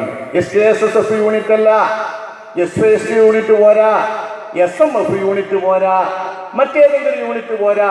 നിലവിലുള്ള മഹല്ലിന്റെയും മദ്രസയുടെയും മാനേജ്മെന്റ് കമ്മിറ്റികളാണ് സമസ്തയുടെയും പോഷക സംഘടനകളുടെയും അടിസ്ഥാന യൂണിറ്റ്. ഓരോ കമ്മിറ്റി അംഗവും സമസ്തയുടെയും ഈ ഘടകങ്ങളുടെയും സംഘടനാ പ്രവർത്തനങ്ങളുമായി ബന്ധപ്പെടേണ്ടതാണ്. SMF, SYSC, SKSSF, SKMMA, SKSDV എന്നീ സംഘടനകളുടെ റേഞ്ച് പഞ്ചായത്ത് ക്ലസ്റ്റർ തീരുമാനങ്ങൾ നടപ്പിലാക്കുന്നതിൽ പഞ്ചായത്ത് ക്ലസ്റ്റർ മേഖലാ ജില്ലാ യോഗങ്ങളിൽ അറിയിപ്പ് കിട്ടുന്നതിനനുസരിച്ച് കമ്മിറ്റി പ്രതിനിധികൾ പങ്കെടുക്കുക, തീരുമാനങ്ങൾ നടപ്പിലാക്കുന്നതിൽ സഹകരിക്കുക, എല്ലാ പ്രവൃത്തികളിലൊക്കെ പങ്കെടുക്കുക. ഒന്നായിട്ട് എഴുതുന്നത് സംഘടനാ ബന്ധം എല്ലാ കമ്മിറ്റി അംഗങ്ങൾക്കും നേരിൽ വേണം. ഇത് നിർബന്ധമായി കൽപ്പിച്ച് മഹല്ലുകളിലും മദ്രസ മാനേജ്മെന്റ് കമ്മിറ്റികളിലും നടപ്പാക്കിയാൽ സമസ്തക്കാരല്ലാത്ത ആരും മഹല്ല് ഭരണത്തിലോ മദ്രസ ഭരണത്തിലോ വരാൻ പാടില്ല. അത് അടിസ്ഥാന സംഘടന യൂണിറ്റാണ് എന്ന നിലവാരത്തിൽ സാർവത്രികമായി കർക്കശമായി നടപ്പാക്കിയാൽ ഇവിടെ എന്തുണ്ടാകും സഹോദരങ്ങളെ? ഏപ്പിക്കാരെ പോലുള്ളവർ അടങ്ങിയിരിക്കുമോ? ഞങ്ങളൊരു പക്ഷേ അടങ്ങിയിരുന്നേക്കാം. വല്ലാതെ ഞങ്ങൾ കടമ നിറവേറ്റാൽ പിന്നെ ഞങ്ങൾ ചിലപ്പോൾ അടങ്ങിയിരിക്കും. അങ്ങനെയല്ല ഏപ്പിക്കാര്, മറ്റു പലരും ഉണ്ടാവും. അങ്ങനെ നാട്ടിൽ കുഴപ്പം വരൂലേ? ഈ ശിഥിലതയ്ക്ക് ഒരിക്കലും വഴിവെക്കരുതെന്നാണ് നമ്മൾ പറയുന്നത്, വേറൊന്നുമല്ല. സംഘടനാ പ്രവർത്തനത്തെ എങ്ങനെ ക്രമീകരിക്കുന്നുവെന്നറിയുമോ? ആദ്യം മദ്രസന്റെ പ്രവേശനോത്സവം കഴിഞ്ഞ ഉടനെ തന്നെ ഒരു കൊല്ലത്തെ മദ്രസക്കുള്ള പരീക്ഷാ ഫീസ് ഒന്നായിട്ട് വാങ്ങി വെക്കും സമസ്ത വിദ്യാഭ്യാസ ബോർഡ്. ആ പരീക്ഷാ ഫീസ് ഒരു കൊല്ലത്തേക്കുള്ളത് വാങ്ങി വെക്കുമ്പോൾ കൂട്ടത്തിൽ റെസീറ്റ് കിട്ടുമ്പോൾ നമ്മളെ നാട്ടിലെ മദ്രസയിലെ കുട്ടികൾക്കൊക്കെ ഒരു റെസീറ്റ് ഉണ്ടാവും. എന്താണ്? SKSDVയിലെ അംഗത്വം. SKSDV എന്ന സുന്നി ബാലവേദിയിലെ അംഗത്വം അത് മദ്രസയിൽ ചേർക്കുന്ന ഏത് ചെറിയ കുട്ടിക്കുണ്ട്. ആൺകുട്ടിക്ക് മാത്രമല്ല, പാത്തുമൂനും ആമിനൂനും ഉണ്ട്. പെൺകുട്ടിക്കും SDV. സമസ്തയുടെ അടിസ്ഥാനപരമായ ബാലവേദിയിൽ മേലിൽ നമ്മൾ മക്കളെ ചേർക്കുന്ന പെൺകുട്ടികൾ അംഗമാണ്, ആൺകുട്ടികൾ അംഗമാണ്. എങ്ങനെ അംഗമാകും? രക്ഷിതാക്കൾ ചേർക്കല്ല, മുഅല്ലിം ചേർക്കല്ല, പരീക്ഷാ ഫീസ് ഒന്നായിട്ട് ബോണ്ടിലേക്ക് വാങ്ങുക. അക്കൂട്ടത്തിൽ ഇതിന്റെ 5 റുപ്യോ 10 റുപ്യോ നിശ്ചിത ഫീസ് വെച്ചാൽ മെമ്പർഷിപ്പ് ഈടാക്കുക, എന്നിട്ട് നിർബന്ധിതമായി റെസീറ്റ് കൊടുക്കുക. അങ്ങനെ നിർബന്ധിത അംഗങ്ങളാക്കി മദ്രസ കുട്ടികളെ മുഴുവൻ ചേർക്കുന്നതിൽ എൻ്റെ വീടിനടുത്ത് മദ്രസ മദ്രസയാണെങ്കിൽ എൻ്റെ കുട്ടിയെ ഞാൻ മദ്രസ പഠനത്തിന് നമ്മളെ തങ്ങളെ കുട്ടി SPV-കാരനാണ്. തൊട്ടടുത്ത മദ്രസ സമസ്തന്റെ മദ്രസയാണോ വിട്ടാൽ SPV-കാരന്റെ മെമ്പർഷിപ്പ് കിട്ടിയ കുട്ടിയാ. ഈ SPV-യാണ് നാളെ SKSSF ആകുന്നത്. ആ SKSSF പിന്നെ SYS ആവുകയാണ്. ഇങ്ങനെ വളർന്ന് സമസ്തയുടെ സംഘടനാ തലത്തിലേക്ക് ബലാത്കാരമായി കുട്ടികളെ അറിഞ്ഞോ അറിയാതെയോ ചേർക്കപ്പെടുകയാണ്. ഇങ്ങനെ ഒരു സംഘടനാ സംസ്കാരം അടിച്ചേൽപ്പിച്ചുകൊണ്ട്, അംഗത്വം അടിച്ചേൽപ്പിച്ചുകൊണ്ട് സംഘടനയുടെ ബലിഷ്ഠ കരങ്ങളിൽ മഹല്ലുകളെയും മദ്രസകളെയും പഠിക്കുന്ന വിദ്യാർത്ഥികളെയും മുഴുക്കെ നിർബന്ധിതമായി കൊണ്ടുപോയാൽ ഇതെവിടേക്കെത്തും സഹോദരങ്ങളെ? പണ്ടത്തെ അപേക്ഷാ ഫോമല്ല. മദ്രസിൽ പഠിക്കാൻ വേണ്ടി ഒരു കുട്ടിനെ ചേർക്കുന്ന സമയത്ത് പൂരിപ്പിച്ചു കൊടുക്കേണ്ട അപേക്ഷാ ഫോമിൽ തന്നെ ഈ മദ്രസയുടെ നിയമങ്ങളും തീരുമാനങ്ങളും അനുസരിച്ചുകൊണ്ട്, വിദ്യാഭ്യാസ ബോർഡിന്റെ തീരുമാനങ്ങൾ അനുസരിച്ചുകൊണ്ട് എൻ്റെ കുട്ടിയെ പഠിപ്പിക്കാൻ സമ്മതമാണെന്ന് എഴുതി കൊടുക്കുന്നത് പണ്ടേയുണ്ട്. ഇപ്പം അങ്ങനെ പോരാ. ഫോമുകളൊക്കെ വളരെ വിശാലമാക്കിയിരിക്കുന്നു. അതിൽ ആദ്യത്തെ വാചകം തന്നെ സമസ്ത കേരള ജംഇയ്യത്തുൽ ഉലമായുടെ ആശയാദർശങ്ങളും തീരുമാനങ്ങളും ഒക്കെ അനുസരിക്കുന്ന പ്രവർത്തകനാണ് ഞാൻ. അതൊക്കെ അനുസരിച്ചു കൊള്ളാമെന്നും മദ്രസയുടെ വിദ്യാഭ്യാസ ബോർഡിന്റെ തീരുമാനങ്ങളും മാനേജ് കമ്മിറ്റി തീരുമാനങ്ങളും ഒക്കെ അംഗീകരിച്ചു കൊള്ളാമെന്നും എഴുതി ഒപ്പിട്ടിട്ട് നമ്മളെ ഒരു ചെറിയ കുട്ടിയെ, ആൺകുട്ടിയാവട്ടെ പെൺകുട്ടിയാവട്ടെ, മദ്രസയിൽ ചേർത്താൻ പറ്റുമോ? ഇത് ഏൽപ്പിക്കാരൻ ചോദ്യം ചെയ്യാതെ ഒപ്പിട്ട് കൊടുക്കുമോ? പിന്നെ കുഴപ്പം തന്നെയല്ലേ? ഓർക്ക് വാശിയില്ലാത്ത ഒരു ഒപ്പിട്ട് കൊടുക്കുമോ? മദ്രസ പഠനം എല്ലാവർക്കും വേണ്ടേ? മദ്രസ പഠനം പാടില്ല ഒരു സ്ഥലത്ത് ഓർക്ക് ഒറ്റയ്ക്ക് മദ്രസ തുടങ്ങാനാവുമോ?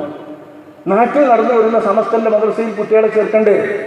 ഈ ചേർക്കാൻ വേണ്ടി ചെല്ലുമ്പോൾ ഞാൻ സമസ്ത കേരള ജംഇയ്യത്തുൽ ഉലമായുടെ ആദർശത്തിനനുസരിച്ച് ജീവിക്കുന്നവരാണെന്ന് സത്യബോധപ്പെടുത്തുന്നു.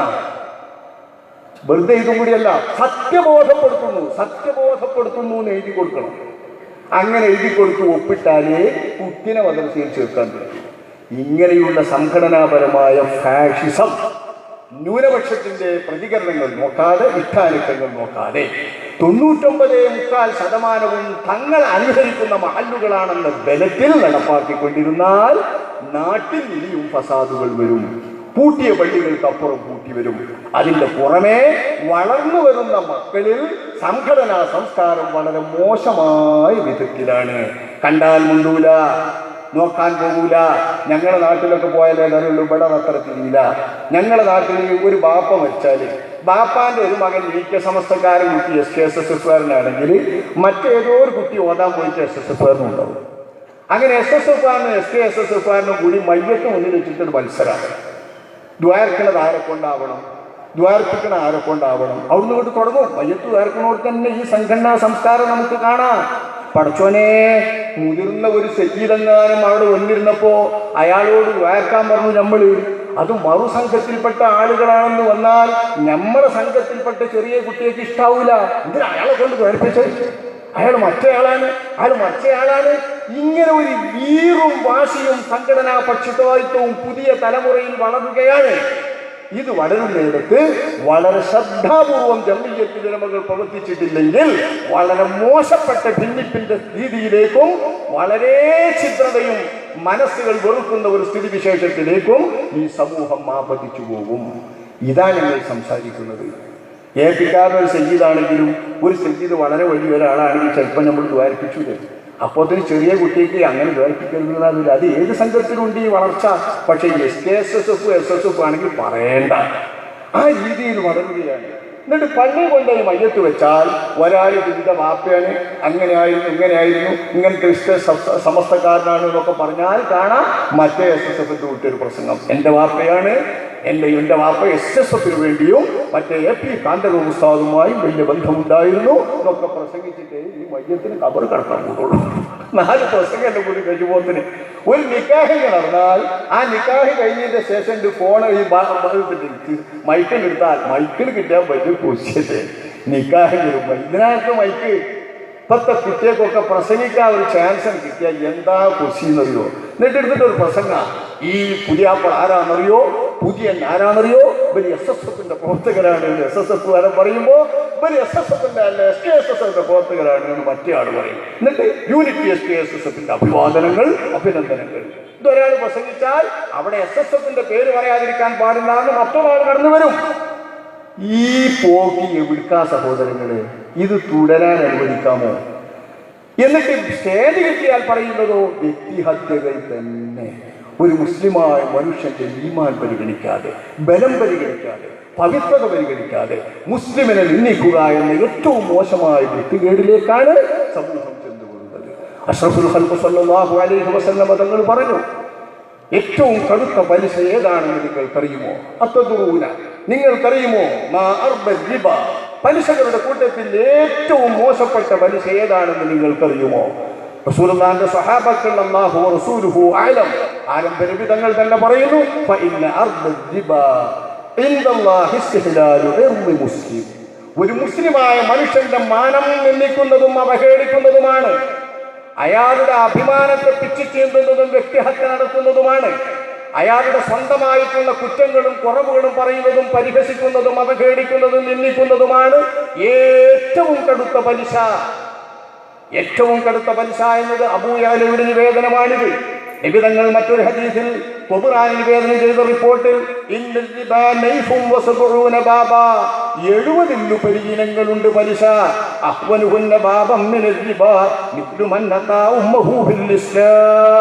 സ്വന്തം ഉമ്മയെ മുസ്ലിമായിരിക്കെ തന്നെ സ്വന്തം ഉമ്മയെ വ്യഭിചാരത്തിന് ഇരയാക്കിയാൽ ആ മനുഷ്യന് കിട്ടുന്നത് പോലെയുള്ള കടുത്ത കുറ്റമാണ് ഏറ്റവും ചുരുങ്ങിയ പലിശയ്ക്ക് കിട്ടുക.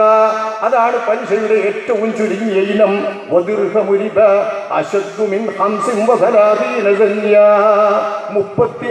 വ്യഭിചാരം ഒരാളിൽ നിന്നുണ്ടായാൽ അതിലേറെ കടുത്ത പാതകമാണ് പലിശയിൽ നിന്ന് കിട്ടുന്ന ഒരു വെള്ളിയുപ്യ.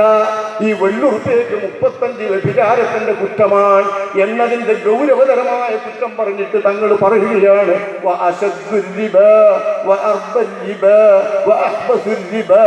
പലിശയിൽ വെച്ച് ഏറ്റവും കടുത്ത പലിശ, ഏറ്റവും വലിയ പലിശ, ഏറ്റവും ദുഷ്ടമായ കെട്ട പലിശ ഇന്തിഹാഖുൽ മുസ്ലിം, ഒരു മുസ്ലിമായ മനുഷ്യന്റെ മാനംബിച്ച് ചീന്തലാണ്, അയാളുടെ അഭിമാനത്തിന് ക്ഷതം വരുത്തലാണ്, അയാളെ അവഹേളിക്കലാണ്. വ്യക്തിപരമായ അവഹേളനമല്ലാതെ എന്താണ് സഹോദരങ്ങളെ SKSSF-കാരനും SSF-കാരനും ഈ സമൂഹത്തിന് നൽകിയിരിക്കുന്നത്, പഠിപ്പിച്ചിരിക്കുന്നത്? സ്റ്റേജിൽ കയറിയാൽ മറുപക്ഷത്തെ തെറി പറയുന്നതല്ലാതെ, മറുപക്ഷത്തെ നേതാവിനെ പരിഹസിക്കുന്നതല്ലാതെ, അയാളിൽ പച്ചക്കള്ളം ആരോപിക്കുന്നതല്ലാതെ ഈ വാർത്ത എങ്ങനെ? ഞങ്ങളെ കുട്ടിക്കാലത്തൊക്കെ ഞങ്ങളുടെ നാട്ടിലെ കുട്ടികളാവുമ്പോൾ എൻ്റെ അമ്മിപ്പൊക്കെ ഞങ്ങളൊക്കെ നുണാന്ന് വായനയിൽ വന്നാൽ അപ്പം ഉപദേശിക്കും. നുണാന്ന് വലിയനോട് പറയാൻ പാടില്ല. നുണാന്ന് ഇവിടെ നിൽക്കറിഞ്ഞോളില്ലേ നുണാന്നോടെ വലിയനോട്? അത് ഇല്ലാത്തത് പറയുന്നത് പറയുമ്പോൾ ഞങ്ങളുടെ നാട്ടിലൊരു ഭാഷ നുണ. ഈ നുണാന്ന് വായിന്ന് കുട്ടികളിൽ വന്നാൽ ബാപ്പാരുമാരും പറയും വലിയ മനുഷ്യന്മാരോട് അങ്ങനെ പറയാൻ പാടില്ല, പുള്ള് ഞങ്ങളോട് പറയും. വലിയ മനുഷ്യന്മാരോട് പുള്ളു പറഞ്ഞു, വലിയ മനുഷ്യന്മാരെ പറഞ്ഞാൽ പുള്ളു അറിയാം. ബാപ്പ അങ്ങോട്ട് പുള്ളു അറിയുന്നില്ല, ഉമ്മ പുള്ളു അറിയുന്നില്ല. നുണ എന്ന് പറയുന്നത് കടുത്ത ഭാഷയായതുകൊണ്ട് അത്തരത്തിലുള്ള ഭാഷകൾ ഏറ്റവും മോശപ്പെട്ട ഭാഷ എന്താണോ ഒന്നിന് പറയുക, ആ ഭാഷയാണ് ഏറ്റവും ഉത്തരവാദപ്പെട്ട നേതാവിനെ കുറിച്ച് പറയുക. മഹാനായ സമസ്തയുടെ ബഹുമാന്യനായ ജനറൽ സെക്രട്ടറി, സുന്നത്ത് ജമാഅത്തിന്റെ സിംഹഗർജനമായിരുന്ന ബഹുമാനപ്പെട്ട മർഹൂം കെ അബൂബക്കർ മുസ്ലിയാർ മഹാനവറുകൾ അക്കാലത്ത് പറയാറുണ്ടായിരുന്നു, SSF-കാരൻ തിന്നുന്നത് ഏറ്റവും വയസ്സായ മൂല്യർ ഏതാണോ, ഏറ്റവും ഉയർന്ന വാർദ്ധക്യമുള്ള ആര്യം ഏതാണോ, അയാളെ പച്ചർച്ചയെ ഈ കുട്ടിയേക്ക് പറ്റുള്ളൂ എന്ന്. ആ ഒരു പരുവത്തിലാണ് ഇപ്പൊ അദ്ദേഹം വളർത്തിയെടുത്ത, അദ്ദേഹം രൂപീകരിക്കാൻ മുൻകൈയെടുത്തു എന്ന് ഇവർ പറയുന്ന SKSSF എന്ന സംഘടനയിൽ എത്തിപ്പെട്ടു നിൽക്കുന്നത്. ഈ ഒരു സംസ്കാരം നമ്മൾ മാറ്റിയെടുക്കാതെ പറ്റില്ല. ഈ സംസ്കാരം തുറന്നുകൊണ്ടിരിക്കാൻ പറ്റില്ല. പണ്ഡിതന്മാർക്കൊരു സംസ്കാരമുണ്ട്, ദീനിനൊരു സംസ്കാരമുണ്ട്, മാനവികതയ്ക്കൊരു സംസ്കാരമുണ്ട്, കേരളക്കാർക്കൊരു സംസ്കാരമുണ്ട്. കേരളീയ സാക്ഷര ജനത്തിന്റെ സംസ്കാരത്തിന് പോലും നിരക്കാത്ത വിധം രാഷ്ട്രീയ സംഘടനകളുടെ അധികാരങ്ങളിൽ പോലും കൈയിട്ടുകൊണ്ട് ഓരോരോ സംഘടനകൾ അവരുടെ സ്വന്തം കാര്യങ്ങൾ തീരുമാനമെടുക്കുമ്പോൾ പോലും, സ്വന്തം നേതാക്കളെ തിരഞ്ഞെടുക്കുമ്പോൾ പോലും അവനവന്റെ ഗ്രൂപ്പിന് വേണ്ടി ശക്തി നോക്കിയിട്ട് അവനവന്റെ ഇഷ്ടാനിഷ്ടങ്ങൾക്കൊത്തുന്ന നേതാവിനെ മാത്രം തെരഞ്ഞെടുത്തിട്ട്, അയാളെ തെരഞ്ഞെടുത്തിട്ടില്ലെങ്കിൽ മുശാവറാംഗങ്ങളെ പോലും എന്തോ ചെയ്യുമെന്ന വിധത്തിലേക്ക് ഇവരുടെ സംഘടനാ വാശിയും മോശപ്പെട്ട രീതിയും ചെന്നെത്തിയിരിക്കുകയാണ്. ഇത് നമ്മൾ അറിയാതെ പോകരുത്. ഇന്നല്ലെങ്കിൽ നാളെ ഇതിന് കനത്ത വില നൽകേണ്ടി വരും. അതുകൊണ്ട് പ്രിയപ്പെട്ടവരെ, സാധാരണക്കാരെ, ഞങ്ങൾ ജനങ്ങളുടെ മുൻപിൽ ഇത് വെക്കുന്നത് ഉത്തരവാദപ്പെട്ടവരറിയാനാണ്, ജനങ്ങൾ പ്രതികരിക്കാനാണ്. ജനങ്ങളിൽ നിന്ന് ഈ കാര്യത്തെക്കുറിച്ച് ബോധം വേണം. നമ്മുടെ മദ്രസയിൽ അധ്യാപകരെ നിയമിക്കുമ്പോൾ ഞങ്ങളാണ് മദ്രസയിൽ നടത്തുന്നത്, ഞങ്ങളാണ് പണം കൊടുക്കുന്നത്, ഞങ്ങളാണ് ശമ്പളം കൊടുക്കുന്നത്, ഞങ്ങളാണ് അവർക്ക് വേണ്ടതൊക്കെ ഒരുക്കുന്നത്, ബിൽഡിംഗ് കെട്ടുന്നത് ഞങ്ങളാണ്. അവിടെ ആരെ പഠിപ്പിക്കണമെന്ന് തീരുമാനിക്കാൻ ഞങ്ങൾക്കറിയാമെന്ന് മദ്രസാ കമ്മിറ്റികൾ തീരുമാനമെടുത്താൽ സംഘടനാപരമായ കുഴപ്പമുണ്ടാകില്ല. നമ്മുടെ സംഘടനന്റെ ഒപ്പിട്ടവൻ മാത്രമേ സംഘടനക്കാരനാകാവൂ എന്ന വാശി നടക്കില്ല. പള്ളിയിലെ മഹല്ലിൽ മുക്കരിയാവേണ്ടത് ആരാണെന്ന് തീരുമാനിക്കാൻ ഞങ്ങൾക്കറിയാം. ഞങ്ങളുടെ നാടിന് പറ്റിയവരെ, സംസ്കാരത്തിന് ഇണങ്ങിയവരെ പാർട്ടി നോക്കാതെ ഞങ്ങൾ കൈകാര്യം ചെയ്തു കൊള്ളാമെന്നും മഹല്ലിലെ കമ്മിറ്റികളും മാനേജ്മെന്റും പറഞ്ഞാൽ സമസ്തക്ക് ഒന്നും ചെയ്യാൻ പറ്റില്ല. അതുകൊണ്ട് തന്നെ ജനങ്ങൾ ഉണർന്നു പ്രവർത്തിച്ച് മഹല്ലുകളെയും മദ്രസകളെയും രക്ഷിച്ചില്ലെങ്കിൽ ഈ സംഘടനാ പക്ഷപാതിത്വം, അതിൻ്റെ ഗ്രന്ഥങ്ങൾ സമൂഹത്തിലെ പുതിയ തലമുറയെ പിടിച്ചു മുറുക്കി കാർന്നുതിന്ന് നമ്മുടെ നല്ല സംസ്കാരങ്ങളെല്ലാം പിച്ചു ചീന്തപ്പെടുകയും നഷ്ടപ്പെട്ടു പോവുകയും ചെയ്യും. സർവശക്തനായ നാഥ, ഞങ്ങളുടെ ഈ സമുദായത്തെ കാത്തുരക്ഷിക്കണമേ. ബഹുതരായ ആലിമീങ്ങൾ വളർത്തിയ നല്ല നല്ല സംസ്കാരങ്ങളിൽ നീ നിലനിർത്തണമേ. ഞങ്ങളുടെ മഹിത നേതാക്കൾക്കും കാര്യദർശികൾക്കും ഉത്തരവാദപ്പെട്ട ഞങ്ങളുടെ ഗുരുപ്രമുഖന്മാർക്കും എല്ലാം നീ റഹ്മാനും റഹീമുമായ റബ്ബേ ആഖിറത്തിൽ ഉയർന്ന പദവികൾ നൽകണമേ നാഥ. ആ മഹത്വത്തിൽ കാണിച്ചു തന്ന നല്ല പാതയിലൂടെ സഞ്ചരിക്കാൻ നീ ഞങ്ങൾക്ക് തൗഫീഖ് നൽകണമേ നാഥ. അത്തരം മഹാത്മാക്കൾ ഞങ്ങളെ പഠിപ്പിച്ച സംസ്കാരം, സംഘടനാ സംസ്കാരം, സംഘടനാ സൗഹാർദ്ദം, ഇതൊക്കെ കാത്തുസൂക്ഷിക്കാനും പ്രവൃത്തിവാദത്തിൽ കൊണ്ടുവരുവാനും അത് ജനങ്ങൾക്ക് നൽകുവാനും പുതിയ തലമുറയ്ക്ക് പകർന്നു നൽകുവാനും നീ ഞങ്ങൾക്ക് തൗഫീഖ് നൽകണമേ നാഥ. നിനക്ക് വഴിപ്പെടുന്ന അടിയങ്ങളിൽ പെടുത്തി നിന്റെ പൊരുത്തത്തോടുകൂടെ ജീവിക്കാൻ തൗഫീഖ് നൽകി പ്രയാസങ്ങളിൽ നിന്നും രോഗങ്ങളിൽ നിന്നും കാത്തുരക്ഷിച്ച് മാരകമായ രോഗങ്ങൾ കൊണ്ട് പരീക്ഷിക്കാതെ റഹ്മാനും റഹീമുമായ റബ്ബേ ആരോഗ്യവും ആഫിയത്തും നൽകി മരിക്കുന്ന സെക്കൻഡ് വരെ നീ ഞങ്ങളെ നിലനിർത്തണം നാഥ. ക്യാൻസർ, ട്യൂമർ ട്യൂമർ പോലുള്ള വലിയ വലിയ രോഗങ്ങൾ, കിഡ്നി രോഗങ്ങൾ സമൂഹത്തിൽ വർദ്ധിച്ചുകൊണ്ടിരിക്കുന്നു. അത്തരം രോഗങ്ങൾ കൊണ്ടൊന്നും ഞങ്ങൾ ആരെയും പരീക്ഷിക്കരുതേ റഹ്മാനെ. ഞങ്ങളുടെ നേതാക്കളെ പരീക്ഷിക്കരുതേ റഹ്മാനെ.